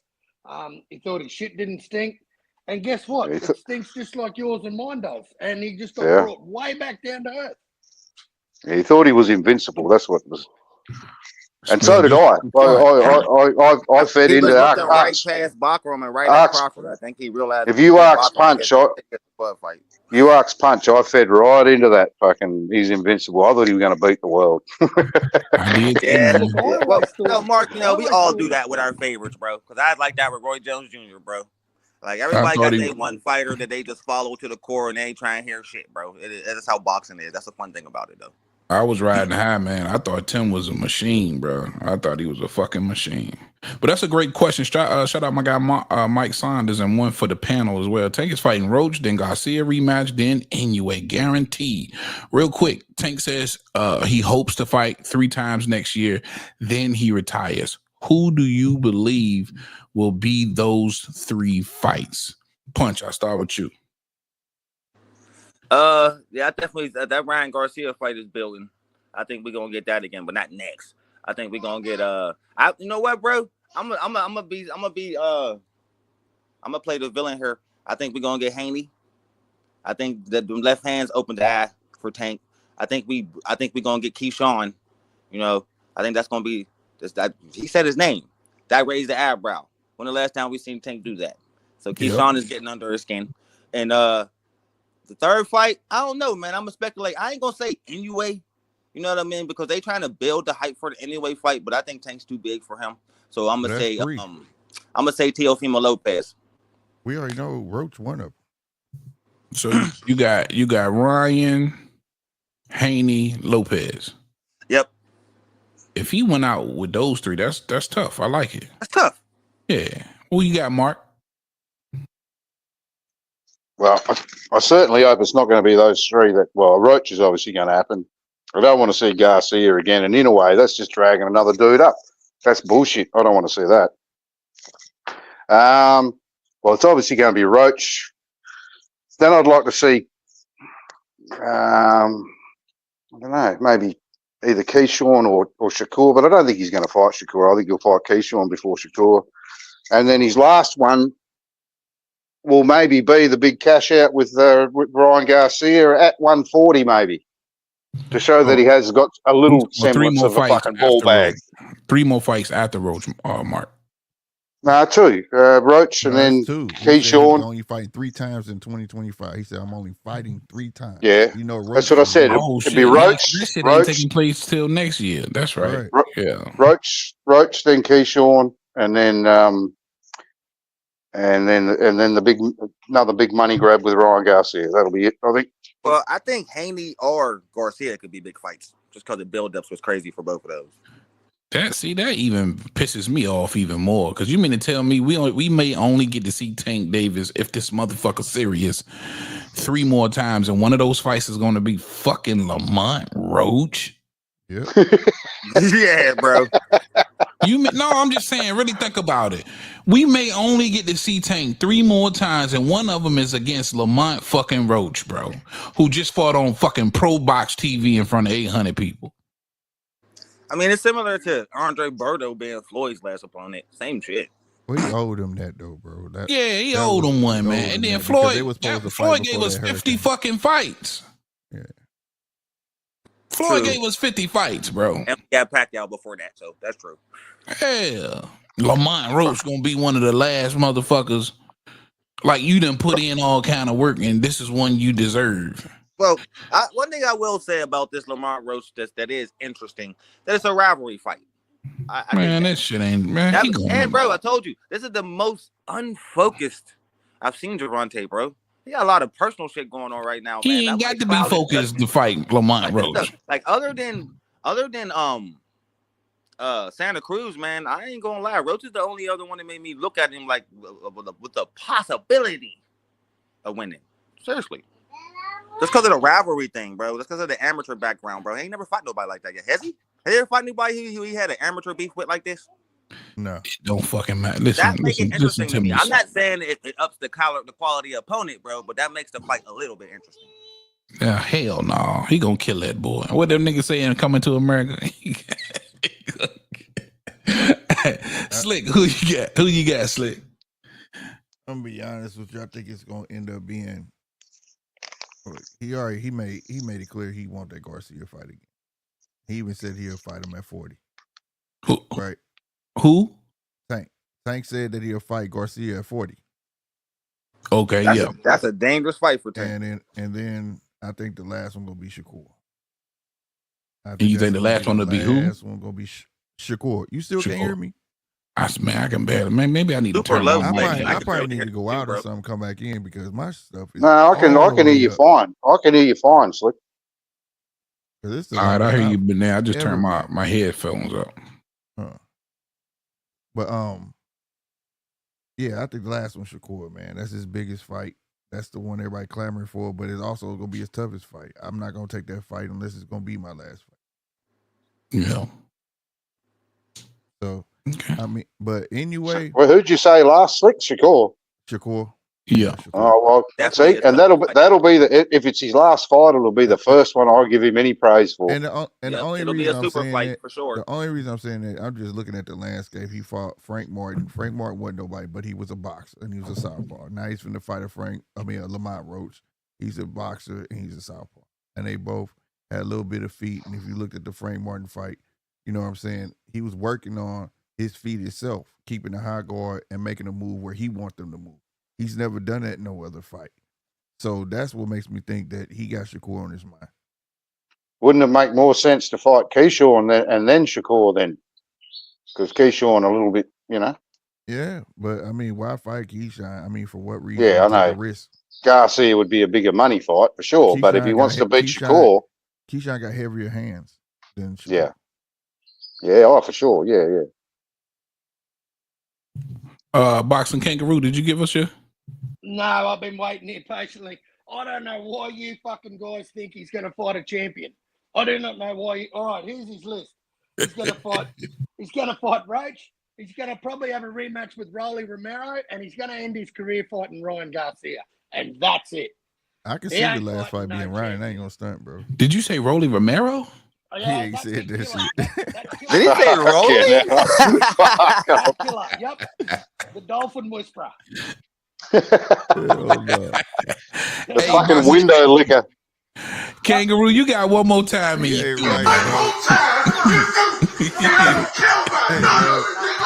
Hey, 600 man to say this shit. He called that man the Dolphin Whisperer. Y'all get that? Y'all don't get that? He called it stuttering motherfucker. Have you heard Rolly in the ring? He ain't gonna get no credit. Oh, I like man. all of those, man. I like them all. Well, you gotta say Lamont Roach. But see, now I'm thinking about the Kriegel statement when he asked him and he answered clear as day. But Kriegel knows something. He's talked to somebody behind the scenes. He told him, listen, I know that his representative, Hinton, whatever his name was, Emmanuel Hinton, spoke with Al Heyman about this Tank Davis Keyshawn fight. So that got my eyebrows raised, like, you know, and that's got to be Al more than likely reaching out to a representative of Keyshawn Davis. That's got to be Al, right? Yeah, because Tank's the A side. We not doing unless that's why I said Keyshawn, Roach, then Keyshawn, and then Garcia to cash out. That's what I said. Man, I just know Keyshawn back. Fucking boxing kangaroo, just boxing kangaroo. Fucking Rolly. Give me a fucking break. Rolly, bro. I would go pit bull before I go Rolly because that's another Mexican bag. You can get that Mexican, and see that was big. You know, Tank built his career on the Mexican, so you can get the pit bull bag and the Ryan Garcia bag. But that's the only thing that's really got my eyebrows raised. Like, okay, this, and Keyshawn didn't. You know, he confirmed it basically. Right, he said, I think this dude really wants to fight me, and more than likely, you could see Davis versus Davis in 2025. So, I'm gonna say he give my boy Keyshawn a shot because Keyshawn is just on fire right now, and if he delivers against Berinchyk, that would be the unification bout. And maybe he fights. He goes out. I think he fights Lamont Roach and he goes out and fighting two of Bo Max fighters and the Keyshawn and the Shakur. If he can beat one, he'll get the other. That's that. I'll take that. But it's hard to say he's not going to fight Ryan. But that's what I was going to say. What you think he's going to pass up the Ryan bag? Fucking hell. Ryan making 140. I can't see Ryan making 140, bro. Ever. He's never made 140. Right. And I don't think he's going to make it again. Champion at 143. Huh? He's 140. Ryan Garcia is 143 pound undisputed champion, bro. He's fought at 143 pounds more than anything. Yeah, but he didn't bother. He didn't bother making 140 for fucking Devon. So why is he going to bother making it for fucking Tank? Exactly, and expecting that, I don't think Tank and them will do that shit. Well, they're gonna pull out of the fight fucking day before because Ryan's 3 pound over. Yeah, yep. I think so. That shit. Fucking hell. Someone gonna lose a lot of coin there. Tank ain't gonna give a fuck. Tank ain't gonna get in that ring. You ain't right. Shout out Michael Key. I don't know how to say that shit in the chat. I ain't never seen you before. He said Keyshawn versus Tank is the biggest fight to make on the East Coast besides Tank versus Shakur. Facts, especially in the DMV area. Anywhere out up the East Coast, that shit sells out immediately. And I don't give a fuck who you put on the undercard. Yeah, for sure. I ain't mad at that, Mike. Right now that I got you guys, man, Slick Punch. I don't think he was here, neither Boxing Kangaroo. Shout out DJ. So Keyshawn, very first world title fight. It looks like this fight is done, is in a bag, scheduled for February. 12 fights in, 8 knockouts. Berinchyk, 36 years old, Eastern European. I believe he's a Ukrainian, if I'm not mistaken. Yep. Yep. He's from Slick, Loma. tell me how you like this fight, man. How you see it? Because I think Berinchyk is somebody that you just can't look past. It ain't gonna be easy. That dude's a fainting machine. His bouncing ass around and all that shit. It ain't gonna be easy. Keyshawn gonna be the bigger fighter for sure, but don't sleep on him though. Do not sleep on Berinchyk, bro. I ain't saying he a world beater. I'm not saying none of that. But I looked at that cat like food that last fight, and he made that shit look easy. He was, doing his thing, he's bouncing around and fainting and that was Navarrete, boy. Yeah, and I'm like, damn, he biting at that shit. Like, what the fuck going on? But it was just his swift movement. But then when I learned he was from that Loma camp, it explained the whole fucking lot. So, you know what I'm saying? And then, see, this is why I'm glad Keyshawn got all of that Olympic experience, man, to have gotten a chance to see a lot of these different styles. And I think that was another strategic move for Tank Davis, keeping him away from all of that shit. You just fight Mexicans, nigga. You ain't gonna see none of these Eastern European styles and all of this shit here, these different Philly styles. We're gonna keep you with the Mexicans.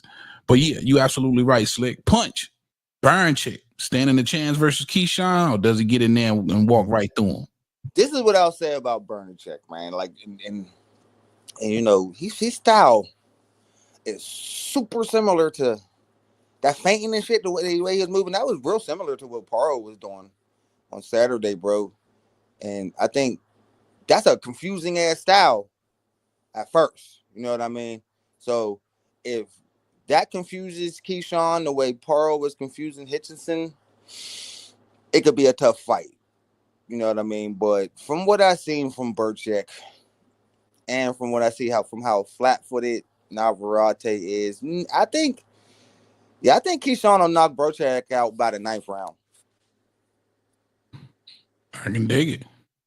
I think he'll be able to pick that lock, you know what I mean, the same way, you know what I mean, what's the name did, Hitchens did, and yeah, it'll be an easy night for Keyshawn to me. I don't think Berinchyk is a walkover, a pushover, you know what I mean? But I don't think he's nothing special either. You know what I mean? That's my opinion. You know what I mean? But I think Keyshawn will knock him out by the 9th round. I think he'll overwhelm him by then. But I think he's going to have to figure him out first.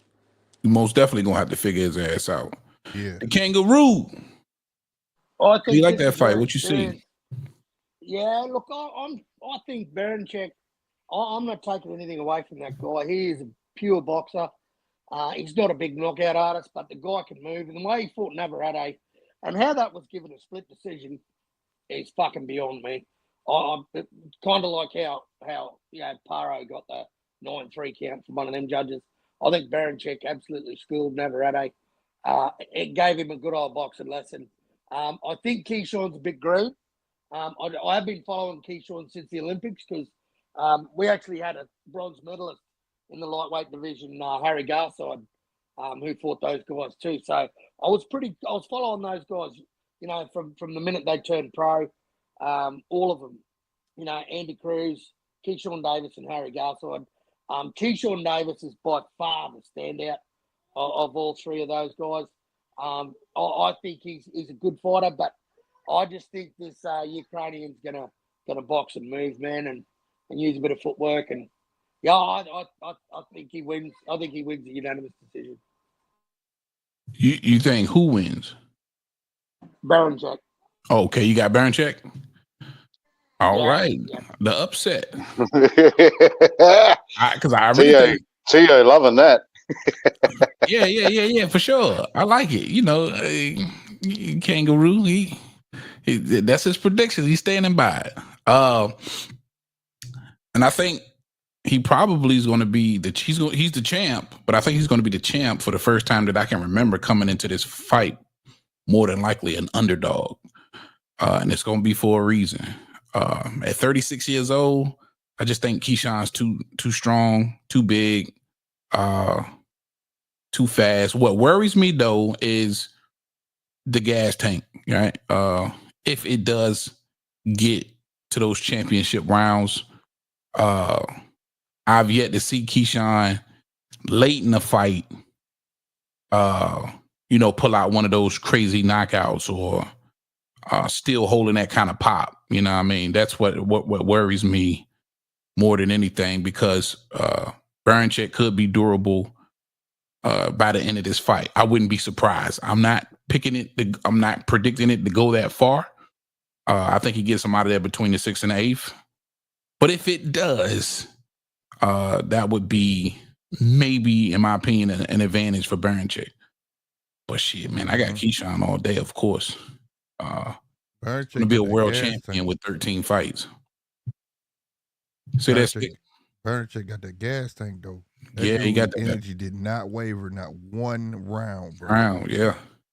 And see, I look at the round. Keyshawn Nair. All notice that too, bro. Dude got an ill gas tank, bro.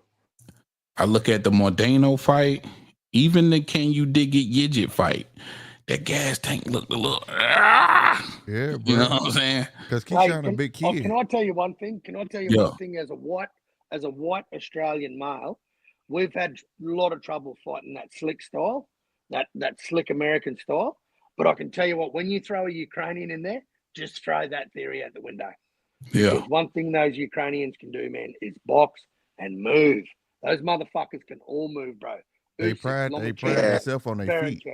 They got great footwork, but a lot of them can't fight on the inside. But on the outside, they some bad motherfuckers. Berinchyk, it just will wear you down with his feints alone, bro. He just, and it lasts. He's like that Energizer bunny, bro. Like, and then Keyshawn gonna have to corner his ass, bro. It's a matter of getting to him. Because one thing Berinchyk was good at doing and never ready was getting in and out. Oh yeah.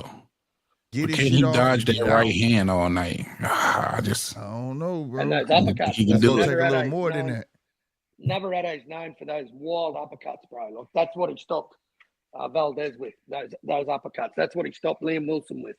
The guy is just freakishly, and I think for a guy like Berinchyk to put, and I know I get it. You know the old cliche, styles make fights. I totally get that. But just how Berinchyk fought that fight, man, and just didn't wait. That to me was that fight was a shutout. Yeah, Michael Key, you're right. He's a big kid, bro. Keyshawn is huge for 35. Makes sense why he was slow down in the later rounds. That's facts, man. I think that's the only concern of mine. I'm not worried about him outboxing Keyshawn because Keyshawn can really, really box. He could box, but Keyshawn could be a bit flat-footed too. Yeah, what about in those later rounds? Yeah, in those early rounds, no, he's gonna be right there with him, footwork for footwork. Yeah, he comes out pretty aggressive in the first about 5 rounds. But surely Keyshawn's seen a bit of this style in his amateur. Well, that's the point I brought up earlier. I'm glad that he's got that experience because he's seen a lot of these different styles, of course, in the Olympics. I mean, they only go 4 rounds or something, don't they? In the amateurs, or 3 rounds, 3 or 4. Berinchyk as a pro too has fought in 7 12-rounders. This will be Keyshawn's first. So yeah. You know, experience. I'm telling you, experience in big fights, man. It's something to behold. And yeah, I just think I think Berinchyk. When you're special, man, none of that shit matter. When you're special. You special, man. When you special, you know what? It's about being God gifted and special, man. Yeah, don't start sounding like me with Tim Zoo. So yeah, don't do that. Don't do that. All right. So you know what? Do it, man. Do it. Hey, pump his tires, man. Do it. Absolutely. I am. I got to, man. Listen, you got to understand this kid grew up. I'm a big fan of Keyshawn's. You know what? It's a win-win for me because I've been following this guy since his first pro fight. Big fan of Keyshawn Davis. Big fan of Andy Cruz. Wasn't a fan of Harry Garside. But he's given up. I can't wait till he get his hands on Andy Cruz too. Let me ask you this: did any one of you grow up in the same city as Tim Zoo? Not me. No. And see, for me, this kid literally grew up maybe 8 blocks from where I grew up. So it's different. You know what I'm saying? This shit it's personal. Well, I grew up pretty close to Liam Paro, bro. Like he's 4 hours away from me. I know a lot of guys that went to school with him. We had this discussion the other day. What state's Paro from? Is it Queensland? Yeah, mate, he's from Mackay. Yeah. Townsville, so yeah, I think it said South Queensland. North Queensland, yeah. North Queensland. Yeah. Now, we were talking about that the other day, and I didn't know where the fuck he was from. I said, well, I know he's not from Western Australia because that's where I'm from, and I would have known that. But, yeah. You're a sandgroper. Well, I got a question for you guys. Where is the Gold Coast, bro? Queensland. The best state. That's where Best Oprah is. guy. Is that where all the rich people Fucking stay? hell. Is that the rich people? Is Listen, that like y'all version of Manhattan, Beverly Hills type shit? we call it God's country. This is if God was to come to But- Australia. I don't he'd even think fucking they know live what in- Manhattan and Beverly Hills is, though. I think Gold Coast is a bit more like fucking Vegas on the beach. Oh Yeah. shit! Okay, Yeah, Okay. there you yeah. go. Okay. From That's what I've crazy. heard. From what I've heard. Yeah. Yeah, I've been to the Goldie a few times. I've been to the Indy and been down there a few times. That's exactly what it is, mate. It's Vegas on the beach. Right. All right, so we got through the Berinchyk, Keyshawn, and real quick, guys. All right, if Keyshawn actually beats Berinchyk, which I do believe, and that opportunity comes for the Tank Davis fight, in your honest opinion, do you believe Keyshawn is ready? No. Okay. No. Oh. He's Too way early. Ready for what? Ready for what did you say? I say 15 A Tank fights. Davis fight. Oh, Hell yeah. no. Hell It's no. too bad. It ain't that deep yet, bro. Yeah. Tank could box his ass off, bro. You know what? I'll tell you what. I'll make a call on that after the Berinchyk fight, because if he beats Berinchyk and beats him soundly, I'll be a big believer. I just think this experience, this Ukrainian guy, I think this guy can move. This is a massive test for Keyshawn, man. Shout out to Keyshawn, man. After 12 fights and he's going after a belt. Fucking well done, mate. I tell you what, I'd take my hat off and raise my glass to the bloke. That's what I said too. I think that is legendary. And you know what? If he wants to fight Tank, if he looks good against Berinchyk, and let's say he even gets a stoppage, right? Hypothetically speaking, let's say Keyshawn gets a stoppage. I think that there'll be a little bit of. I don't think Tank will want that fight, man. I really don't. And I agree. I second that. If he looks fantastic against Berinchyk, it's gonna be Tank ain't gonna fight him. Kangaroo, bro, you took my answer, man, and I got to give you a lot of credit because that's how I feel. I feel like it depends on how he looks. I think it's a reason nobody was rushing to fight Berinchyk. You know what I mean? Look. I believe Shakur, even after all of those other falling outs, he could have had a crack at Berinchyk. Tank could have had a crack at Berinchyk. Yeah, he was supposed to get a lineup for that. But it didn't happen. And I think it didn't happen for a reason. Keyshawn can go in there and look damn good against Berinchyk. Can we play stop? Well, I think nobody expected him to look that good against Navarrete, bro. He really outclassed the fuck out of Emmanuel Navarrete. Nobody. Can we please stop? Can we please stop mentioning Tank's name with current 135-pound champion? Can we please stop that? Because I gave up on this Tank hypothetical fantasy fight bullshit fucking 7 years ago. For me, Pedraza is his best win. Well, let's keep it real. Let's keep it real. A lot of people sound just like you sound right now, given Gustavo Limos's performance against Richard Hitchens. A lot of people didn't think Keyshawn was going to win. You had the hometown pressure. You had Gustavo Limos, like what, 40 fights, coming off of a great performance. Hey, Heavy. I don't know if you was in the circle. I don't know if he was in the circle, but he also had a hurt hand too. You know what I'm saying? So, against all odds, Keyshawn knocks this nigga out in the second round. So, it's going to be interesting to see. Because y'all ain't know, the week of that fight, he injured his right hand. He came on the live and explained it all. And his sisters had got in a car crash that night. Is Berinchyk, is he Orthodox or Southpaw? Orthodox. He's Orthodox. Oh, okay. See, the thing with Berinchyk, nobody like fighting them Ukrainian motherfuckers because they hard to catch, bro. Their footwork be fabulous, bro. And he's the same way. And the difference between him, he's a Ukrainian that got the same footwork, but he got a bounce. That shit irritating. He can feint on top of that footwork, bro. It's crazy. Yeah, man, it is irritating, man, because I was like, yo, Hitchens, even though the bounce eventually left him Paro's feet, but the hand movement too, like that, just constantly fucking moving. That shit's tough. Yeah, that shit was tough. The crackhead style. That's the crackhead style, I call that. What about you, Mark? I find it hard to. Go ahead. Let me get Mark in there real quick. I think we all did it, but Mark, your thoughts, Mark? Ready for Tank Davis? Oh, I think we spoke about this before all the others came on. But Yeah. Well, I would have preferred if Berinchyk was a southpaw, so he could sort of get used to. I don't know how many southpaws has Keyshawn fought in the pros. You don't know? I don't even know, man. I want to say Nair Albright down. I think he fought 3. Yeah. Okay. All right. Well, look. If he beats Berinchyk and soundly, and especially if he gets a stoppage, then fuck. I say fucking have at it. Fuck it. His bank account will look a lot healthier if he takes Tank on for a start. And I like these young blokes having a crack like Schofield, and you know, fuck it. And it won't be, and like I said earlier, it won't be the end of the world if he loses. Right. I was just about to say that. That's what we touched on earlier, man. It's like now is the time to lose. I mean, what's the loss? You know what I mean? If you go especially out, to a big name. Exactly. Well, I don't exactly. go in that fight thinking like that, but yeah. Yeah.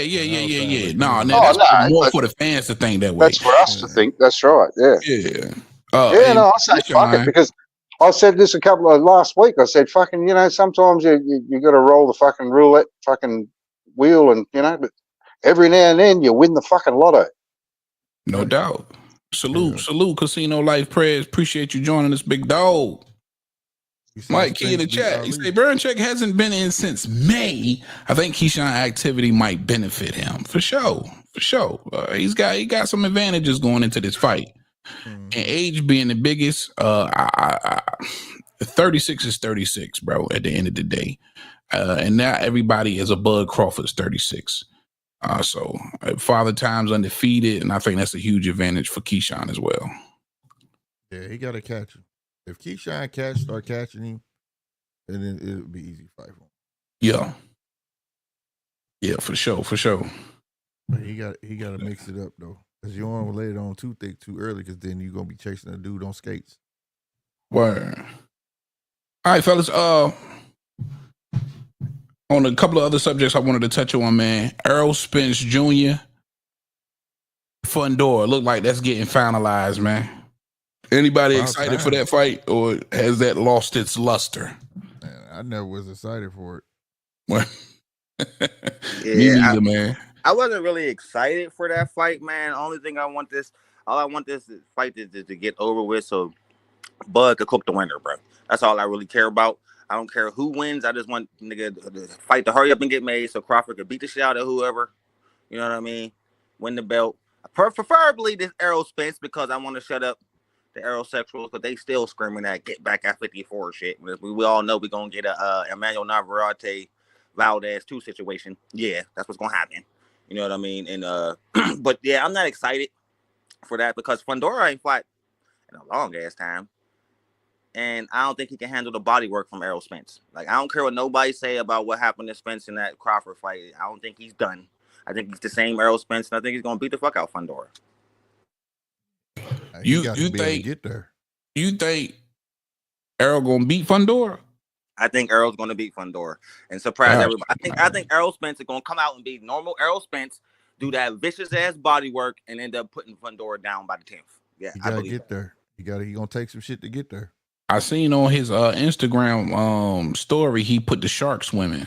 Yeah. He said almost time. Yeah. So it looks like that fight is finally getting made somehow, some way. I don't know if they removed him from the rankings, but the last time I checked, he was ranked #1 for the WBC somehow, some way. And looks like that Fundora Errol Spence fight is going down. Shout out Casino Light Prayers. He said that shit never had no luster.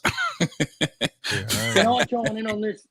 Yeah, absolutely, Kangaroo. What's your thoughts? Look, mate, I think boxing's a better place with Errol Spence in it. I like Me too, bro. Spence. I don't care that the guy's lost. I just want to see him back in the ring, man, and have at it. Good, and I'm rocking with Errol. I hope Errol wins. I think boxing's a better place with Errol Spence in it. I don't ride any side of the street or any bullshit, whatever. I just like Errol Spence as a fighter. He's exciting. He comes to knock you out. And as long as that guy's in boxing, man, I'm happy to watch him. And I hope he wins. I like Earl too, but goddamn it, this is a case of bad matchmaking. He finna take an ass whooping. Woo, I'm with you, Slick. I mean, you gotta think, okay, if you watch Earl, I've been watching his whole career. He does the same step. Double jab, go low. Double jab, go up top. Double jab. Dude, you about to fight the longest arm motherfucker that you ever fought in your life.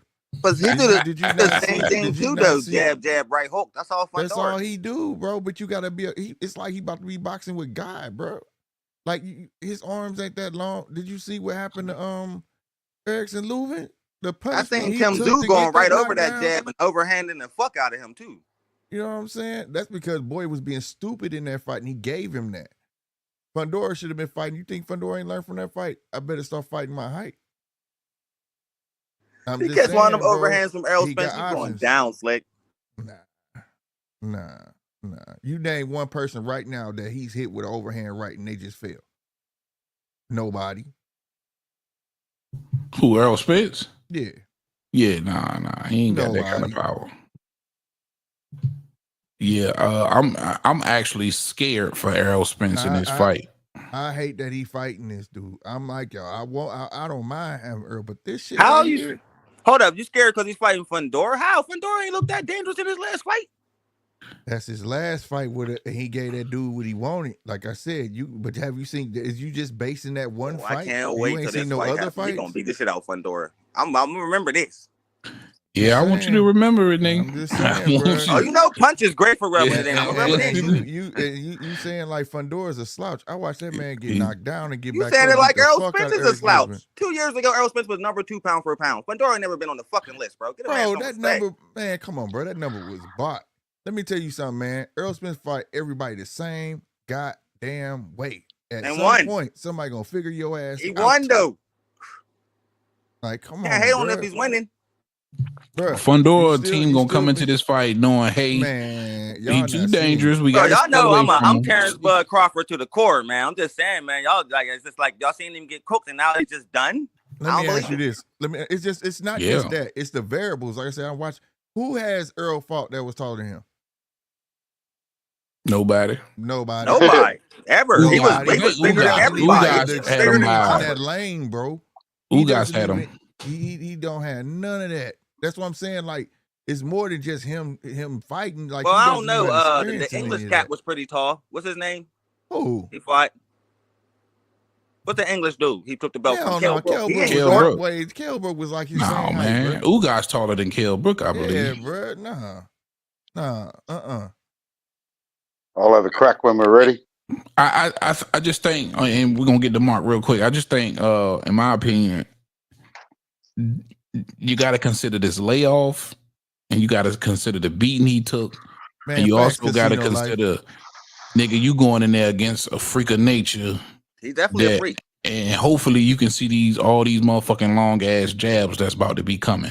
I just think he's gonna jab his head off to maybe a unanimous. Well, no. Bud got money behind him, so it'll probably be a split decision. T.O. I'm thinking put Casino Life on read what he said. What he said? Exactly. Real quick, shout out Casino Life Press. He said Earl never been at 54 and he going straight for the tower. Salute Earl, but I hope he win without taking a hella damage. Oh, he's gonna take hella damage. 6'6". 6 got a foot long 6. ass reach. Yep, southpaw, bad news. Key word. What was the key that beat Earl ass in his last fight? The jab. Southpaw. Yeah, that's it. And the jab. That's what I'm saying. But the jab that's the point. He turned southpaw, and that jab was Bud's power. You get what I'm saying? He finna fight a dude that live at 154 though, dude. I think that was Earl's first southpaw, wasn't it? No, man, Fundora's a cheat code and don't even belong at 54. Fuck no, he's a creative character, bro. Yeah. Real quick, let's get Mark's take. I'm sorry, Mark. Well, I'll start with you. Go back and have a look at how fucking Errol speaks in interviews before his car crash, and then you have a look at how he speaks now. That man's taken some damage, and not from fighting. It's from coming out of that fucking windscreen at fucking 200 kilometers an hour. I really hope, and for me, and I've been saying this the whole time since the Bud fight, he should just retire because he's obviously already got the starts of some brain damage. He don't need to take too much more punishment. And I'll agree with everything that Slick said. This dude's tall. He's southpaw, and Errol obviously is no good against southpaws. I mean, I know it was Bud, but I think previous to Bud, he'd only fought one other southpaw. He fought one southpaw. They kept him away from southpaws. That's right. So, you know, I don't think it's a good idea. Personally, I think he should have just retired. I mean, Jesus Christ, how much money do you need? And you know, in 10 years' time, you could be just fucking dribbling into a bowl in a nursing home. Fuck that.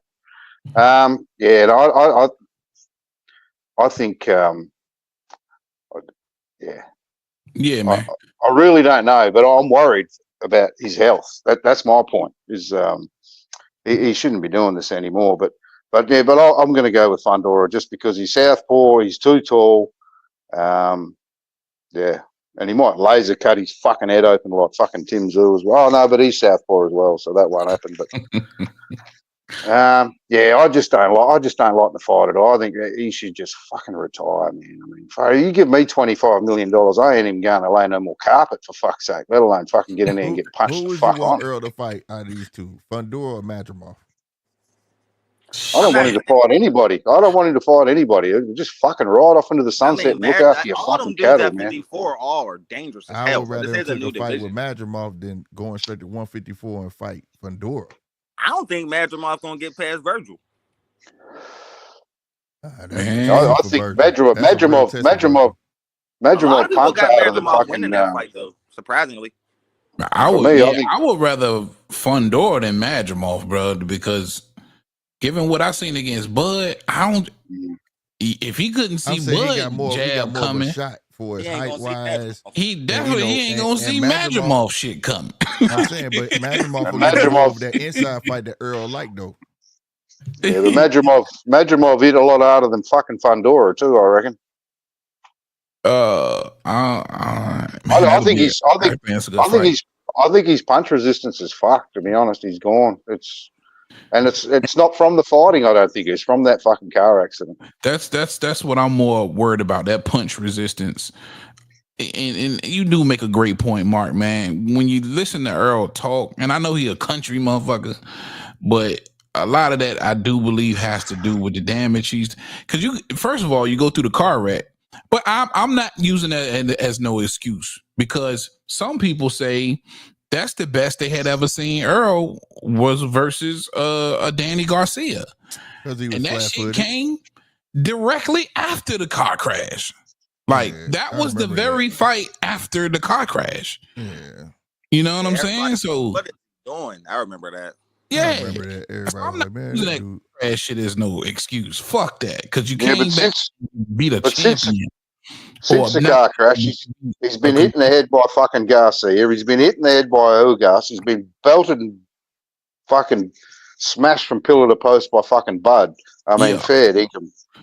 Now that's the beating I'm more worried about. And then on top of that, it was your last one. So now any of those little doubts he had, it's going to creep into the back of his mind in his very next fight. I forgot to throw in. When was the Bud fight? It was fucking like 15 months ago now. Fucking probably longer than that. Yeah, it's been a year and a half now. Well, it was June. Nearly fucking year and a half now. That's right. Yeah, that was a year and a half ago now. I just don't like it. It's gonna be a tough fight, but if he wins, this puts him back on the map for sure, though. Oh hell yeah, he's right back in the mix. He beat him. Yeah, but then don't write him off. Shut up, my guy Mike Saunders. He says, if Fundora boxes with his jab like he did in his last fight, Spence will cook him. But if Fundora fights like how he normally does on the inside, he might spank Spence. I'll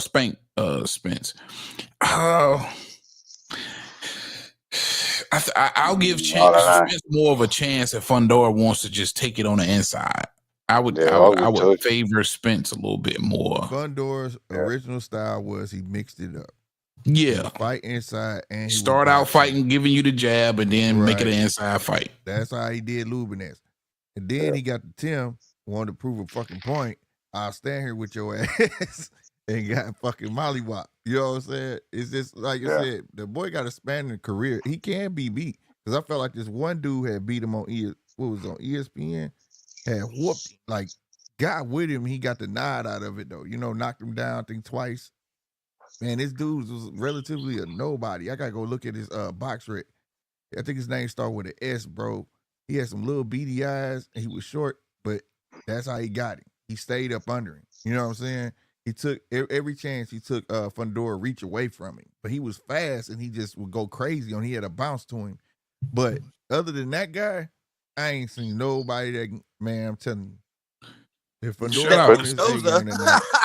Shout out Casino Life, and this what I'm talking about. Spencer's a tough motherfucker. Like Hope he not too tough for his own good.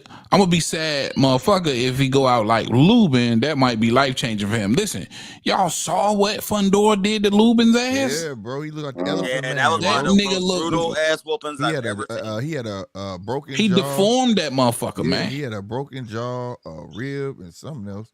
That could easily be Errol Spence again, bro. I'm telling you. He went through all of that to just knock him down at one time. I don't think Errol gonna stand there and slug like that.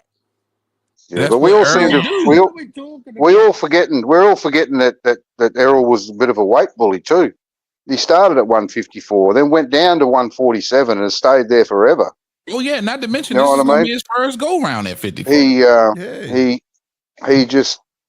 He was always bigger than the fellas he was getting in the ring with. Now he's not going to be.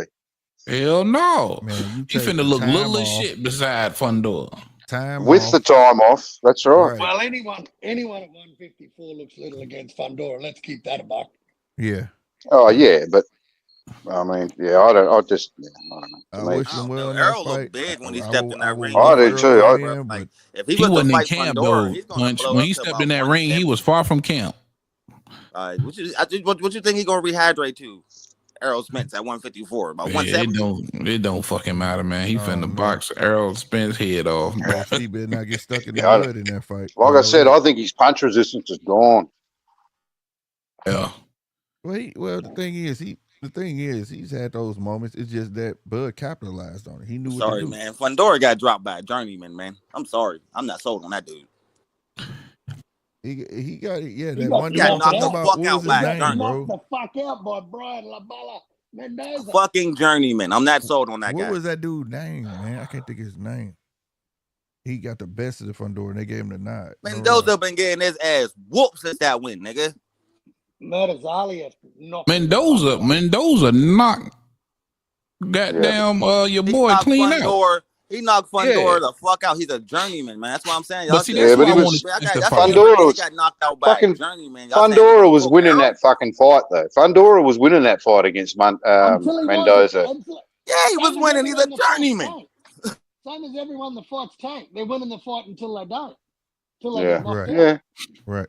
That's who I wanted him to fight, either Lubin or Mendoza for his first fight at 54. If I'm Errol Spence, great. Give me a tune-up, bro, or something like it. I like these topics. I thought about it. Like, no tune-up, straight to Fundora, bro. Shout out to him. No Sugar Ray Leonard shit. 3 years off from Port Agler. Fucking hate. Let's go, bro. Let's go. I can see Errol. A whole different generation of monsters, though. Like, ain't nobody gonna take 3 years off and fight somebody on the caliber of a Marvin Hagler. I can see another 10 years. Spence, he's going to be another Muhammad Ali, fucking James Tomey, or whatever his fucking name is. I'm with you, Mark. That motherfucker. He already sounds slow. That don't happen to him. He already all the money in the world don't cure that shit. That's true. Yeah, no, that's true. That's right. That motherfucker already sound dumb. He already sound a little fucked up. That mean right? Country, leave him alone. That motherfucker already sound dumb. Yeah, but he didn't fucking sound like that 5 years ago. Nah, he didn't. But right now, he sound dumb as shit. Real quick, this is a great topic. Real quick, my guy Mike Saunders in the chat. Shout out Mike. He say Madrimov is going to put hands on Ortiz. How y'all like that one? I think that's gonna be a good fight, bro. I've been hearing a lot of the pundits, man, been taking Madrimov, bro. They really all think he's gonna beat Virgil, man, because they all think Virgil got exposed in his last fight, which is true. He did. He did. You know what I mean? So yeah, that motherfucker got exposed. So like a lot, I wouldn't be surprised. You know what I mean? But if Madrimov, Virgil, one thing that make Virgil tight, he throw with bad intentions, boy. And if he can hit, if Madrimov can't take that power, because he stayed way away from Carver, so we don't know what his chin really like. You know what I mean? That's what got his So ass knocked that's down. the only thing I'm worried about. Other than that, if we come out herky jerky like that again, bro, he gonna give anybody problems, bro. Honestly, I agree with you, Punch, but do you? But at the same time, would you say that Bud got a little bit exposed against Madrimov? I'm not gonna say exposed. I'm gonna say his style confused him. Like his style confused him same way Paro's style confused hitting that first one. You're not used to fighting nobody who's moving like that so much. You know what I mean? So I think that was more of a confusing fight than an exposure. I think anybody's gonna have that problem with. I never seen Bud come out of a fight with a big puffy eyes and shit like he did after that fight. The power is what surprised him, I think. That's only the second time I ever seen that. The power surprised me. You know what I mean? And that movement, bro. And the way how disciplined he stayed. There was a lot of things. That was a major ball. I like Virgil. I mean, I know he got knocked down a couple of times, but that boy got straight back up and came straight back in. Fuck this, I'm fucking having into you. That's the problem with Virgil. That's what got him knocked down, though. Yeah. Coming in swinging hard like that. Yeah. Yeah, but he throw with bad intentions, bro. He don't fuck around, that boy. You could see Bud Crawford respect the pop from Madrimov. So the pop is there. Definitely. Power is there. Oh yeah. And he's got way better footwork, in my opinion, than Berinchyk. So he'll be able to set different trap and give him different looks. It's gonna be interesting, man. It's gonna be an interesting fucking fight, bro. I'm interested in seeing what Madrimov we're gonna get, because like I said, Madrimov before that Bud fight didn't fight nothing like that at all. Nah, that's right. He never fucking fought like that before. If he would have fought Bud like that, Bud would have got his ass out of there, bro. This dude fought like a totally different guy, bro. Like, what the smart ones do. You can't go in there with the same style versus everybody. He knew he couldn't go in there with that wild shit versus Bud. Yeah, he was cautious as fuck. He knew that. Yeah. I don't think he was trying to knock Bud out. He was caught. He was scared, and he wasn't falling for no traps. He was on point. Super disciplined. Bro, when you get in there, you fill out your opponent, you know what you can and can't do if you're a smart one. If you got some IQ. Madrimov got IQ. And when he get in there, he fill Virgil ass out and understand that Virgil got some power and he gonna need to use his footwork like he did against Bud. It's gonna be a game changer. I don't know, man. I can't pick that one. I think that'll be a tremendous fight. It's a hard tremendous. And I'm pissed off about that fucking Berinchyk and Madrimov fight getting fucking canned. That would have been a fucking cracker too. Ain't it funny how he got 2 weeks before the fight, he mysteriously come up with bronchitis, which is a 2 week. Yeah, the old bronchitis. He picked which fight he wanted. That's what it was. Yeah. Can we all just say a prayer? That's all that was. Can we all just say a prayer? Can we all please say a prayer for the poor cunt that's about to fight Berinchyk on 2 weeks' notice? Because this dude's about to get his head taken off. Who, Davies? Yeah, I but haven't heard of his Davies fight. gonna go in there and give it his all, though. It's still gonna be a decent fight. Who's he fighting now? He fighting Davies. Berinchyk. O'Hara Davies? Berinchyk is fighting O'Hara Davies? No, not O'Hara. Hell no. I'm about to say that nigga didn't went up to 54. Who? What Davies? Tank cat. Davies. No, Davies. Yeah, British cat, bro. Hold on. Oh, I haven't even heard that. British motherfucker. Berinchyk will just blitz the fuck out of whoever he's fighting on 2 weeks' notice. He moved up from 40. Ishmael Davies. Ishmael Davies. That's his name. Oh, Ishmael Davies. Yeah. Oh, okay. Yeah. I don't even know his if last fight he took on a week notice. He a cat that stay ready though. Like he it's stay ready though. He ain't gotta lose weight. Yeah, he's the filling for Berinchyk. This nigga, I ain't. You ain't never seen Ishmael Davies fight. He lost his last fight. Yeah, he can fight on that Dubois. Fight his ass off. He fought on that Dubois Joshua card, didn't he? Yeah, he feel. Who was his last fight? I forgot. He took a. I forgot who he fought. He fought a in a British week. guy, though. He took that on a week notice. British guy was showboating. Sound like he a motherfucking punching bag. Who he fighting now? He about to fight Berinchyk. Yeah, Berinchyk finna fuck him up. The feeling for Berinchyk, bro. Berinchyk about to knock him the fuck out. Yeah, Berinchyk finna knock this nigga out. So when's that fight's on the December 22 or something, isn't it? Yeah. Josh 23. Kelly. He lost to Josh Kelly. Ishmael Davies, trash. He was touted as a big thing, then he started getting his ass whooped. Hold up, damn! I done lost my place in the comments. I'm sorry, y'all. I'm coming.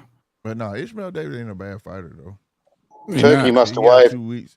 I wish he had Turkey would have waved $500,000 in front of him, and he said, "Fuck yeah."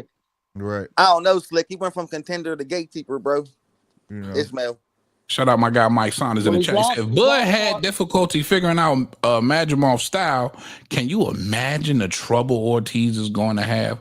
Ortiz doesn't have the bag that Bud has. Big motherfucking fact. That's big facts. Big motherfucking fact. Nobody got the fucking bag that Bud does, for fuck's sake. I know, that's what I was like. He said a high precedent was in that nigga name. Yeah.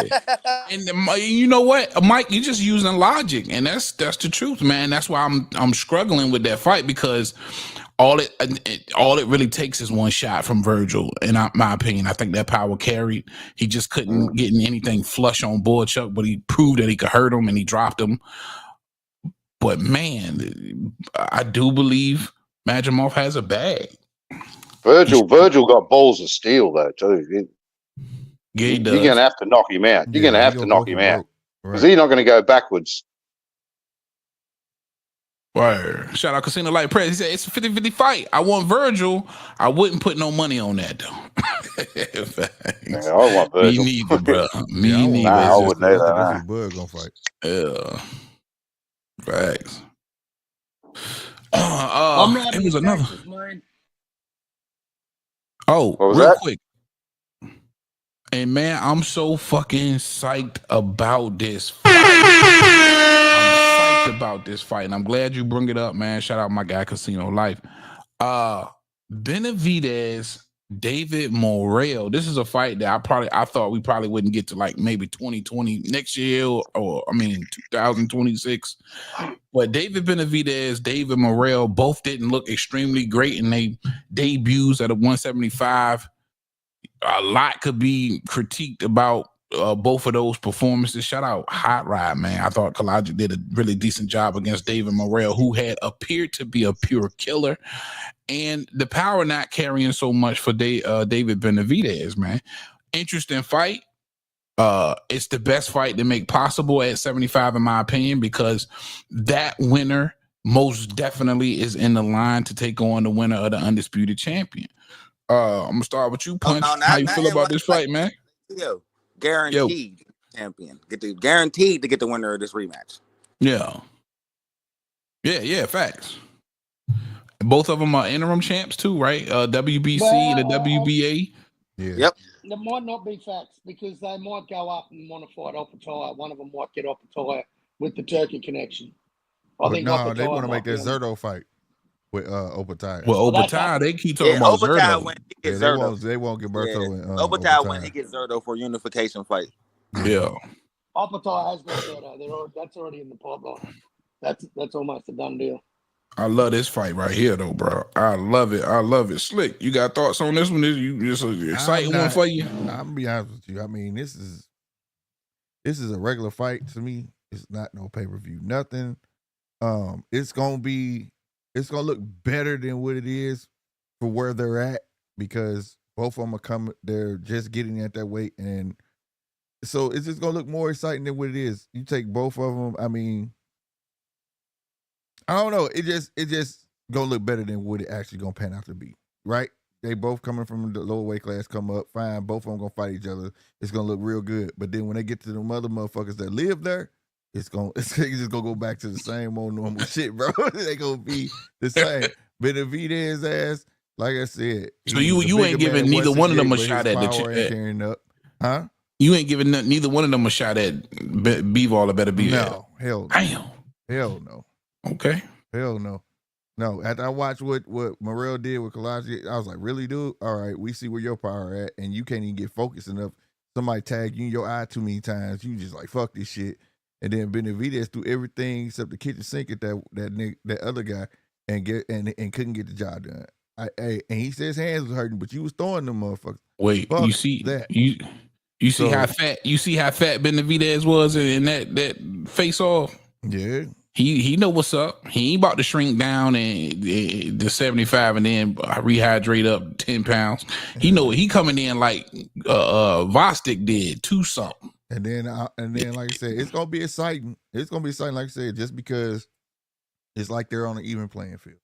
It's not like Morrell lived there at 174. I mean 175, and then Benavidez finna challenge him. Like, no, they're on the same even playing field. So I think it's gonna be exciting for that factor alone. But it's not something I'm really looking forward to. It's not one of them ones. I just feel like it's one of them Saturday night fights that should just come on. Yeah, I think it's lost some luster. It lost some luster. Punch. Man, this is about to be easy work for the Mexican Barter save players. So they're right. Nigga, David Benavidez opponents, the last 3 opponents he faced will beat the shit out of Morrell. I don't think Morrell's ready for somebody like Caleb Plant. He didn't even fight nobody credible at 68. Now you jumping right to the Mexican monster, a nigga with 29 fights, 27 knockouts. Man, you better quit playing, man. They nigga picked him. They nigga picked him. Fights. Then nigga with 10 fights is gonna beat the Mexican monster. He's about to cook this nigga. And the way Bivol was landing on Better BF, man, David Benavidez will beat the shit out of Better BF. I hope his old ass win again so he can get David Benavidez, bro. But this is easy work for the Mexican monster, in my opinion. I don't see, and the only flaw I seen in David Benavidez's last fight with the power didn't translate. He was landing on bosses like he landed on everybody else. David Morrell, I seen a lot of holes against Hot Rod. Hot Rod frustrated the shit out of him, bro. Yeah, he did. Like, man, come on, man. This is gonna be easy work for David Benavidez. This is just my opinion. This ain't no even playing field, nigga. The ring guy, the speed, the power. He gonna beat the fuck out of Morrell, and everybody gonna say it's too soon. This was too soon, because nigga, you shouldn't even be fighting this nigga right now. But you get all things don't come to those who wait. Some niggas rush to the top, and this is you gonna see what happened to niggas who get rushed to the top. The same thing that always picked him though. Benavidez picked him. Well, shit, we picked Morrell. All Benavidez is doing is giving the fans what they want. But when he watched this nigga, that's feel bad for that nigga. This fight was giving the fans what they wanted. There's plenty other fighters. There's not no man. Them the 2 biggest names that they went to 75, and they already the 2 biggest names there. Man, you can't even give me 3 other 75 guys. You really want fighting a champion, nigga. Do you know he already had the interim, so he should have been up. So you telling me? You thought he was, so you telling me Benavidez when he got it, he was ready for a Bivol? I'm telling you, Benavidez about to beat the fuck out Morrell. That's what I'm telling you. This is gonna be easy work. Easy. Just come on, man. I ain't saying he ain't gonna win. All I'm saying is it ain't gonna be like I'm saying a dominant annihilation, Slick. Annihilation. He's gonna beat the fuck out of this dude, bro. I don't believe that shit by a long shot, bro. The monster finna take over 75, because bro. the way he fight, and then the thing is, people talking about power didn't translate. Benavidez beat you with punches and bunches. He don't just knock you the fuck out, bro. Yeah. Let's not act like Benavidez. Now I done seen Benavidez take a one-hitter quitter and fall. That wasn't no one-hitter quitter. That was a flash. Oh, but he fell from it. Yeah, he fell. All right then. And what was Morrell known for? I mean, we gonna see. So that's what I'm saying. But I'm not saying that's gonna happen. But what I'm saying is that's why I'm calling it even playing field. It's not like he came to 174. He supposed to be in this world beater. I never thought he was gonna come up to 174 and had this one hitter quitter power. You get what I'm saying? What I saw in that fight was he threw everything like he did at 168. And like I was telling everybody, at 168, he was always the bigger fighter. Not like just that's his first. But that was against a pure 174 That's pounder. my point. Morrell ain't no That's pure my point. 174 pounder, bro. So we ain't gonna cut him no slack for it being his first fight there. Right, but what I'm saying is, so his second fight supposed to be that much better. It is going to be against David Morrell, who's not a 175 pounder. Who's going to be cooked, who's an amateur, who's a prospect trying to fight the champion, bro. He didn't even fight nobody good at 168. He fought a bunch of people. That's just my opinion. I think the fight, bro. I think they're going to even out, bro. That's my opinion, bro. Besides Canelo Alvarez, that was at your last division, bro. So let me ask you this: like, who you think gonna win? Benavidez may win. Oh, okay. I'm leaning towards him. I'm just saying that I don't think it's going to be a dominant performance. I just don't. It's 2 guys that you might look at like they said, still 168. That's how you got to look at it. They on an even playing field. That's why it's like I see one guy with no experience versus a guy with a lot of experience. This is about to be easy. Bruh, you could say that though, but dude, Benavidez, you only count that because at 168, and the people he fought at 168. Everybody fought. He was bigger than Who Morrell fight at 168? You keep not saying that. Nobody. Though, bro. Why do he even deserve this fight? Bruh, dog. Who the fuck at 168 you ever thought Benavidez was Man, Caleb Plant will beat Morrell's ass, bro. Stop it. He washed Caleb Plant. Stop it, bro. Darrell will beat his ass. It was the height and all that shit that gave that man them problems. You damn sure, bro. This is like them putting Morrell in the ring with Canelo Alvarez. Y'all be talking. Man, I don't know though. Name me one person. Name one person at 168. Get the hell out of here with that. I gotta give you some pushback, Slick. Hold on, punch. Both of y'all, give me one person at 168 you thought that man was gonna lose to. It ain't even. Yeah, but he ain't fighting though. Exactly. But the only one. That's why. But that's just because we just thought he was that dominant. That ain't got nothing to do with his physical attributes. Because at the end of the day, he fought all of them niggas on the inside. He fought everybody, but and he fought them on the inside too. Hey, that's right. But who did you think, out of all the names he fought 168, from all the names, who did you think that was gonna give that man problems? Who? Boo Boo. Boo Boo. That's the only nigga I thought was gonna give me problems. I swear I did, Slick. I thought Boo Boo was gonna give a way better fight. He just couldn't hurt I'm being honest. I thought that was gonna be a 50-50 fight. I thought that was gonna be a good fight. Hold on, Slick. Because you gonna make me pull some receipts on. You gonna make me pull some receipts on your ass. You thought that was a 50-50 fight too. No, I ain't say shit about no 50-50. When Boo Boo fought, Andre could box his ass off. I didn't say it was 50-50. Oh, if I can remember correctly, Slick, I thought you felt like I thought Slick picked Boo Boo in that fight. No, you ain't pick Boo Boo in that fight, Slick? Fuck. No, I ain't pick no Boo Boo in that fight. I'm gonna have to get some receipts on it. You know how I am with them receipts. Fine. If I did, I own up to it. But no. Yeah, you had to eat drugs. That layoff, and him coming up in that weight, like, nah, come on. Yeah. I mean, we was giving heavy about to get petty as fuck. You know me, bro. His career was over before that fight. I was even on here. Matter of fact, I was even on here talking about why the fuck Boo Boo acting like he acting fucking real weird at these damn press conferences, acting like a car salesman on them damn commercials and all of that shit. He was trying to set a fight. But nah, man. But I think it's because we didn't give a lot of these guys much of a chance because we just felt like Benavidez was just that dominant, bro. That's all. And I think that's why we were so mad he couldn't get Canelo because everybody knew that was his division. Everybody knew 68 belongs to Benavidez. Maybe it's just me. I just look at shit and I just feel like that man too big. These motherfuckers. And ain't no way they gonna go push forward on this motherfucker. There ain't no way you gonna push forward on no Benavidez.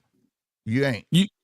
Yeah, right. Yeah. Because he don't mind fighting you on the inside. He got an inside game too. That nigga was just sweet at 68. I mean, let's get the Aussies' opinions, man. My bad, Aussies. Well, mate, the only thing I question of David Benavidez is his tank. I think he's got gas tank problems. I think he's got endurance problems. But look, I've got to ride with Punch on this. I think his experience and his punches in punches, mate, are just exceptional. And I've got Benavidez by UD. I don't think he stops him. I think he'll go the distance. But yeah, I just think his pressure he puts on will be a bit too much for Morrell. Kangaroo, you got thoughts? Hey, did you hear me? Can you hear me? Yeah, I can hear you just fine. That was Kangaroo. That was Kangaroo, bro. Oh, my bad, Mark. I was about to say that was Kangaroo. You hit me, my bad. All y'all sounded like. He had me tripping, and I was like, what? My voice not that fucking gravelly, man. That Australia accent get me, man. Oh, my bad, Mark. Well, first thing I'm going to say is fucking boxing Kangaroo trying to get fucking Jai Opetaia locked up 20 years for fucking murder. Neither one of these two will stand fucking 3 fucking rounds in the ring with fucking Opetaia. Far out. Fucking settle the fuck down. But second of all, fucking, it's don't happen very fucking often, I'll tell you, but I'll fucking agree with Punch here.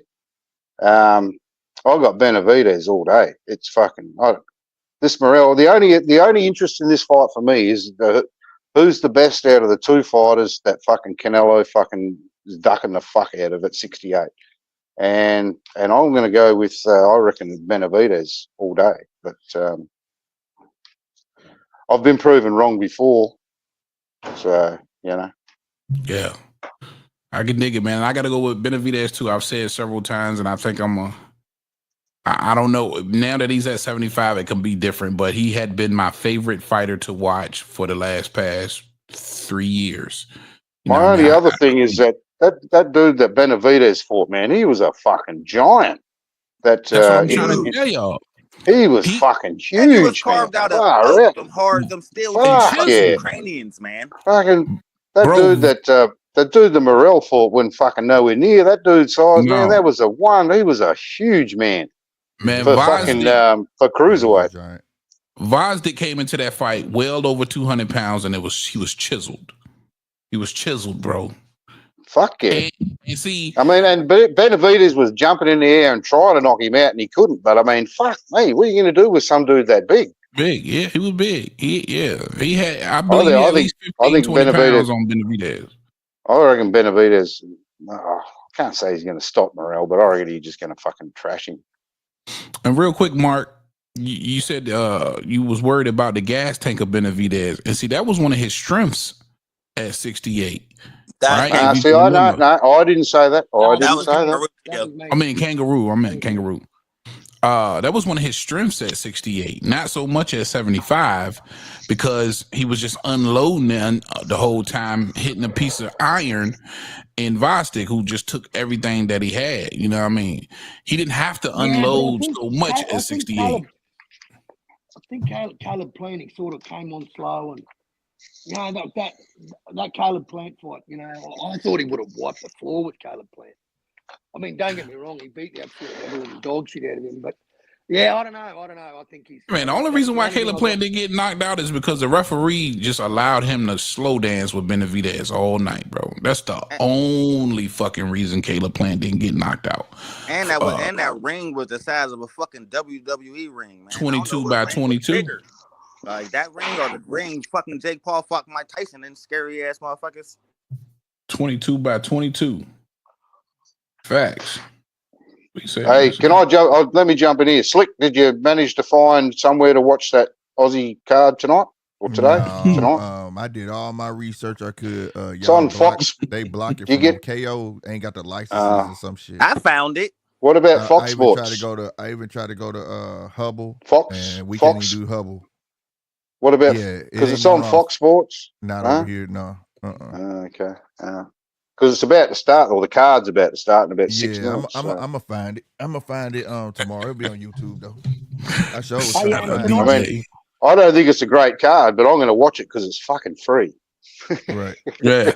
I sure. Hey, can I just chime in for one fight that's on this weekend in Monaco on the DAZN card? It's an absolute horrible card, possibly not even worth watching. But this Aussie prospect I've been talking about, Tera Moana, who just signed with Matchroom's got a fight on this card, and I'm interested to see how this guy goes. He's 4-0 with 4 knockouts. What division? Heavyweight. Okay. Oh yeah, I remember you saying about him last week. Yeah. Yeah. He fought Jalilov in the Olympics and lost in the semifinals. What's it on? Like, where can you watch it? DAZN. It's on the DAZN. DAZN. Yeah. Right. Which card? Yeah. Because they got like 3 cards. I think 2 or 3. It's in Monaco. All I know is it's in Monaco, and I don't know anyone who's fighting on the card. I'll find it. What was that? What was that cat's name again? Tera Moana. He's got Tera Moana. But he's got 2. Yeah. Tera Marijuana. Tera Moana. That'll do. Look at old fucking Heavy in the gutter over here. Mark, he's a Cook Island lad, mate. He was born in Sydney and lives in Brisbane. Yeah. And I box wrecked him when you said about him last week after we got off. I fucking had a look. Yeah. All right. And that's on the card when this weekend? This weekend. Okay. Yeah. It's I might have to check that out. Monaco, free on the DAZN app. It's free on the DAZN app. And last order of business, man, before I get up out of here. God, it's been 2 hours already. Man, I see, man, time fly when you're doing shit you love. It's been all through the news, man, and normally I don't talk about this type shit. You know what?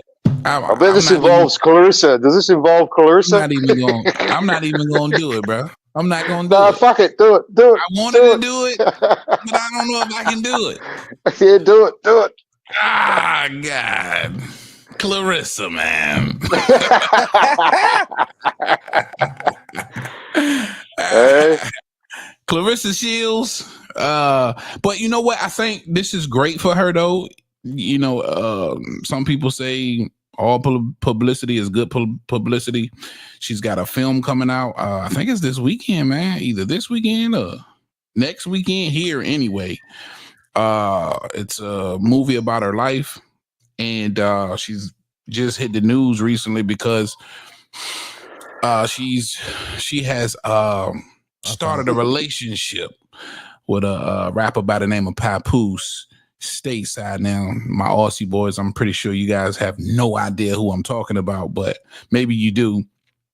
And I don't know who the fuck he is, but I've heard all about this already. He's a rapper. I he's thought a that rapper. was Clarissa Shields, bro. I was like, that looked like Clarissa Shields, but they kept not saying her name, bro. Funny as hell. Yeah, they kept. But listen, first time I've ever seen her on the Shade Room. I'm talking about, man, this shit is everywhere. So great and his wife a bad bitch too. Yeah. Fact. So Remy Ma, she's a female rapper. She's been on some huge smash hits. Her and Fat Joe. This is a guy. They've been married for a minute. I think since like 2008 or some shit. And she cheated on him. She cheated on Papoose, and now Papoose is actually dating Clarissa Shields. They just recently made it public. But now Clarissa Shields goes out. She's beefing with Remy Ma, and she challenges her to a fight. And of course, I don't think, Remy Ma, she's a street chick. I doubt she would ever entertain putting on a pair of boxing gloves and boxing. Arguably, and I don't even know if we can argue that she's the greatest woman champion of all times, but more than likely the best woman fighter of all time, and Clarissa Shields. But it's gotten messy. It's all over social media, man. Definitely wanted to get y'all's thoughts. Punch, I know this shit's right up your alley. What you think, man? And I know you got opinions on Clarissa anyway.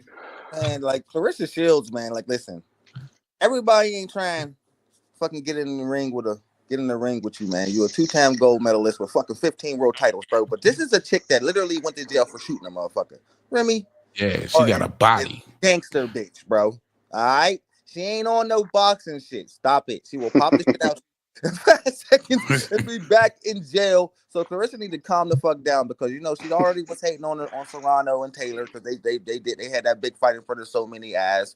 You know what I mean? She hated on when they talked about the best men fighter in the world. She was mad she wasn't on the list. Clarissa, sit down, enjoy your movie, enjoy your success. You're with Papoose. You should have knew you was gonna be one of the hottest niggas in the world because as soon as the whole cheating thing came out, everybody was talking about it. My grandmother is talking about this. She was like, "What the fuck is Clarissa Shields, man?" Word, man. I mean, it's really that big, and I can't. Hey, it's that big. I fucking heard it. I've been listening to that shit all day, man. Limelight, and they're going to stay in the limelight as long as you with Papoose, bro. And it just is what it is. So she should just put her head down and be happy that she found somebody instead of trying to rile up some beef with a gangster ass bro that'll put a bullet in your ass. You know what I mean? That's what I was gonna say. The shit that I've heard today, man, I wouldn't be fucking around with this. Whatever her name is, Ray or fucking whatever. Fuck that. That's like I could just all day. You remember the Eddie Murphy fucking, what was that cop movie? Something cop, Beverly Hills Cop. And he shot that dude in the leg in a bar, and then stood back and said, "Anybody else want a fucking limp?" And I'm thinking, that was 48 hours. That was 48 hours. Yeah. Fucking and I just imagine that bitch doing that to Clarissa and looking around at everybody else and saying, "Anybody else want a limp?" I swear to God. Oh, Reggie Ham. If I was Clarissa, I'd be shutting the fuck up. Yeah, and she tweeted that out today, man. She said, bullets don't box. That's fucking dead right. You talking all you that can put your hand up, you can put both your gloves up. You're not stopping that shit. Real quick, Mike Saunders in the chat. He said Shields will pound Remy out in the boxing match, but it might be a close one in the street fight. 2 different worlds. Yeah, man. I don't even know, man. Listen, you got to understand. Clarissa been training all her fucking life. You know what I mean? Remy be trying to be cute and shit. In a fight, street fight, boxing fight, I'm not giving Remy a shot in hell. Get her ass whooped. Shields from the block too, though. Hey, all she got to do is take that fucking gun. That's what I'm saying. Yeah, that's her best bet. Remy That's her best bet. But in just think if pure they shoot- fisticuffs, I think just Shields pure gonna fighting. I think Shields beat Remy Ma in just a street fight. Yeah, hell yeah. Straight up. You got thoughts on Yeah, this? but it don't. That shit don't. She don't sound like she's gonna fight.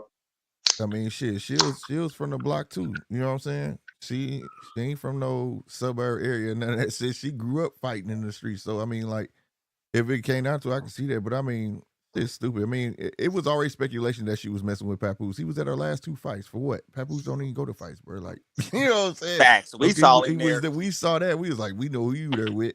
Swear to God. Mean, it is what it is. I mean, but and then Remy Ma trying to concede. I was reading that shit. She trying to concede. I'm not your enemy. You know what I'm saying? I'm not your enemy, but like, nah, like, you called it out. Stand on it. You know what I'm saying? Damn right. You know, it is what it is. I mean, it ain't like Clarissa meant for this shit to come out. Remy Ma put that shit out because that man want her to sign them damn papers, and she don't want to sign them damn papers. You know what I'm saying? She feel like she still got a hope for some reason, but ain't no way in hell. I don't know how Remy feel like she got a hope or a prayer to get back with that cat when you done played in that man's face like that. You cheated with a battle rapper with braces. Promise you, bro. And What the fuck is wrong with this dude, though, man? Fucking the 2 women that he's involved with, one's fucking shot someone and had to go to fucking jail, and the other one's a boxer. My God. What's he, like a house poodle, just a toy poodle or something? And I'm going to tell you something. He's a good dude, bro. This man took care of her kid while she locked up. Yeah, he did for 7 years. For bro. 7 years, bro. Her kid. That's called a beta male. And then when she get out, goddamn me, she dog walking. That ain't right. Built her all the way back up. She got the second I don't biggest feel rap sorry league for the in bride. the whole country, and then she started cheating on him with one of her own rappers, man. Crazy. Yeah, I agree, but I'm still not fucking with some Sheila. They're going to shoot someone in the street. I'm gonna explain that for you in a second too, Mark. Shout out Casino. He say Clarissa pop out new movies, new every goddamn thing. That's facts, man. Hey, Clarissa hotter than a firecracker right now. Big facts. But I'm gonna explain this to you real quick, Mark. Papoose like dominant women. That nigga like them dominatrix type bitches. That's what I meant. That's what I meant. Them bitches, they got whips and chains and fucking handcuffs. And Yeah. He like to be goddamn tossed around. And He like to argue and shit. Fuck yeah, now. Fuck that. He's telling Clarissa to punch him in the balls. Punch me in the balls. Fuck. Nah, that's not good. I couldn't handle that, man. That boy is stupid, bro. Shadow Band in the building. What up, boy? Say any female easy work for Clarissa. Hell yeah. Hell motherfucking yeah. That's what I'm saying. I don't care how bad you is. You know what I mean? You better go get that pistol or Clarissa gonna tear off in your ass. Yeah. Facts. Funny shit. Mike trying to say funny shit. No one is talking about Shields' ex-boyfriend or fiance. I ain't even know she had an ex-boyfriend. Who is he? They were get married last year. For real? Yeah. And then some shit. Oh, mate, I've been listening to this shit all day. She talked about it a little bit a long time ago on her. You know, Clarissa be going live on her channel and shit. She was the thing I was listening to said she got rid of him because she felt that he wasn't pulling his weight, and well, basically she was propping him up. I don't know. That's what I was listening to. How can you compete with if your girl's a millionaire boxer? And they got each other, bro. She had been with that cat since they was kids, bro. For real? A long time. But maybe he had some. He must have had some balls in this bloke and said, "Fuck, I've had enough of this bitch telling me what to do." They just outgrew each other. You know what I'm saying? Unlike this Papoose fucking dude. Fuck me. But Clarissa kept bucking at his ass. He was like, I don't know what to do. I don't know what the fuck to do. But if you look at an old picture of Remy Ma and look at Clarissa, man, you can tell Papoose got a type. He got a type. Like they look similar. Yeah, he like chocolate. Yeah, he like that chocolate. Angry, dominant bitches. Yeah. There you go. Yeah. There you go. Yeah. Angry, dominant motherfucker. I ain't mad at them though, man. They look happy. I'm all for you. Oh, I don't give a fuck. It's been entertaining. Solid dude, bro. This nigga is solid. So shit, if anything, I'm cheering and repping for Papoose. I hope he, you know what I mean. I hope that shit work out for him. He the winner. He the winner. He said Clarissa was just with him a few months ago, and then I guess she moved on and ran into Papoose. Mm-hmm. He a boxer too. Oh, Yeah. that makes sense. That makes sense. Yeah, they got together from the first gym she was in. Yeah, because and see, in my opinion, I'm like, if Clarissa should only date niggas that box, because you think about it, if y'all get in a heated argument, what if she swing on you? That's exactly right. Yeah, Fuck I mean, that shit. Fuck that. Yeah, You either get bashed the fuck out of, or you go to jail if you fight back. You know, in the back of her mind, she be saying, "Papoose, I'll fuck you up." real rap. I'm dead that serious. In the back of her mind, she's saying, "Papoose, you get out, you do some dumb shit, I'll fuck you up."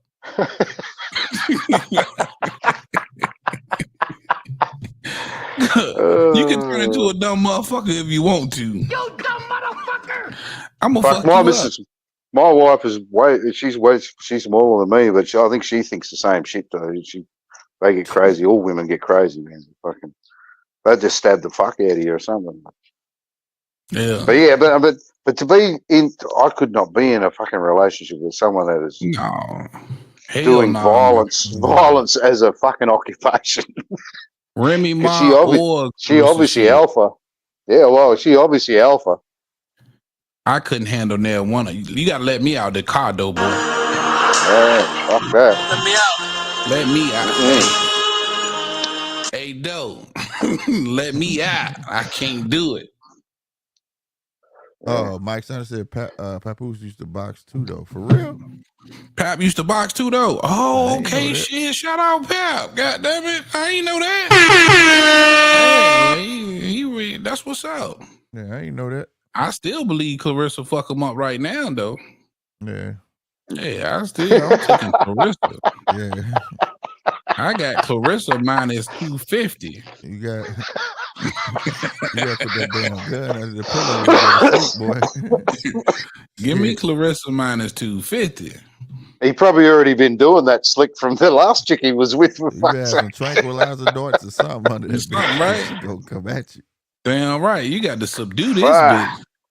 What sort of a fucking world is that living in? My God, imagine that day to day shit. Fucking hell. These guys are like, all right, Punch. Have a good night, bro. Appreciate you, man. Much love, my guy. Salute, Punch. Yeah. He said the Matrix kicked him out. He going to bed. Yeah, that's what's up, man. I can't, bro. I can't deal with no old lady like that. Let me ask y'all ain't never dealt with a chick like you know what I mean, like a physically fit, like almost got me killed. For real? Hell yeah, man. I was with this girl, man. We went to her family reunion, and she got the miles now because her people was there. It made me forget where the fuck I was. Gosh, so man. She rose her hand. I pushed her up against that shit. I said, "Who the fuck you talking to?" And then it clicked in my head, and I looked around and said, "Oh, fuck." Boy, you know you almost you know what saved me? Yeah, right. What saved was her grandma. Her grandma was right there. She said, "You act like a man, you get treated like a man." I let her go and I walked off. I was like, "Thank you, Jesus." But thank you, Grandma. Thank you, Grandma, because I was about to get murdered that day. Facts. Because you almost committed the cardinal sin, nigga, in front of the whole family. Oh hell nah. But Grandma, you could tell Grandma got her ass beat before because she told you right. She told her right. Oh, my man D Calico in the building. What up, D Calico? What's going on? What's going on, good brother? First of all, Nick, what you from Florida, right? Yes, sir. Yeah, on the East Coast. What the hell you doing up 3 o'clock in the morning, man? Man, it is what it is, man. I think I'm always up around this time. Okay, well, glad you came back, man. My guy. What you hear, man? What's on your brain? Man, that Clarissa Shields thing, that's funny business right now, man. Yes, it is, bro. It's dangerous on both ends. You know what I mean? Nigga. Like in the ring, we know who will win. But outside that ring, ain't no winners. You know what I mean? Like one of them might go to one might go to jail and one might go to hell. Right. Yeah. Big facts. Exactly. Both places with free rent. I'm talking about this put you in the frame of mind of like Lil Kim and Foxy Brown back in the days. You feel me? Well, the men, of course, the men gonna get involved. You feel me? When these crews see each other, it's gonna be the men gonna be shooting at each other. Yeah. I mean, it could get that way. You know what I mean? Easy. Shit could get out of hand. And look, they pulling up Clarissa old rap songs and shit now, talking about that was for Remy Ma. I'm like, man, she been did that shit. I don't know if she was bad with when she released all that shit. But they using those lyrics against Remy Ma right now. I don't know if y'all saw that. Damn. Yeah, I ain't see it. Yeah. So she doing a little freestyle outside the car on a little song she did, like, yeah, Glow. It's the Glorilla song, but instead of saying glow, she's saying Glow. Yeah, Glow. Yep. Yeah. I don't know if y'all heard that. I saw that. I heard the song, but I heard it before all this happened. Yeah, see, that was months ago. Right. And so now they trying to. What is this? What's this other word mean? What's woke? What's that? Woke. Greatest woman. Yeah. Yeah. But didn't you say woke? She put a W after the G. Yeah, go. Okay. Yeah. Sorry. Yeah, I thought you were saying. Yeah. Okay. Nah, it's all good. I fucked up. Yeah.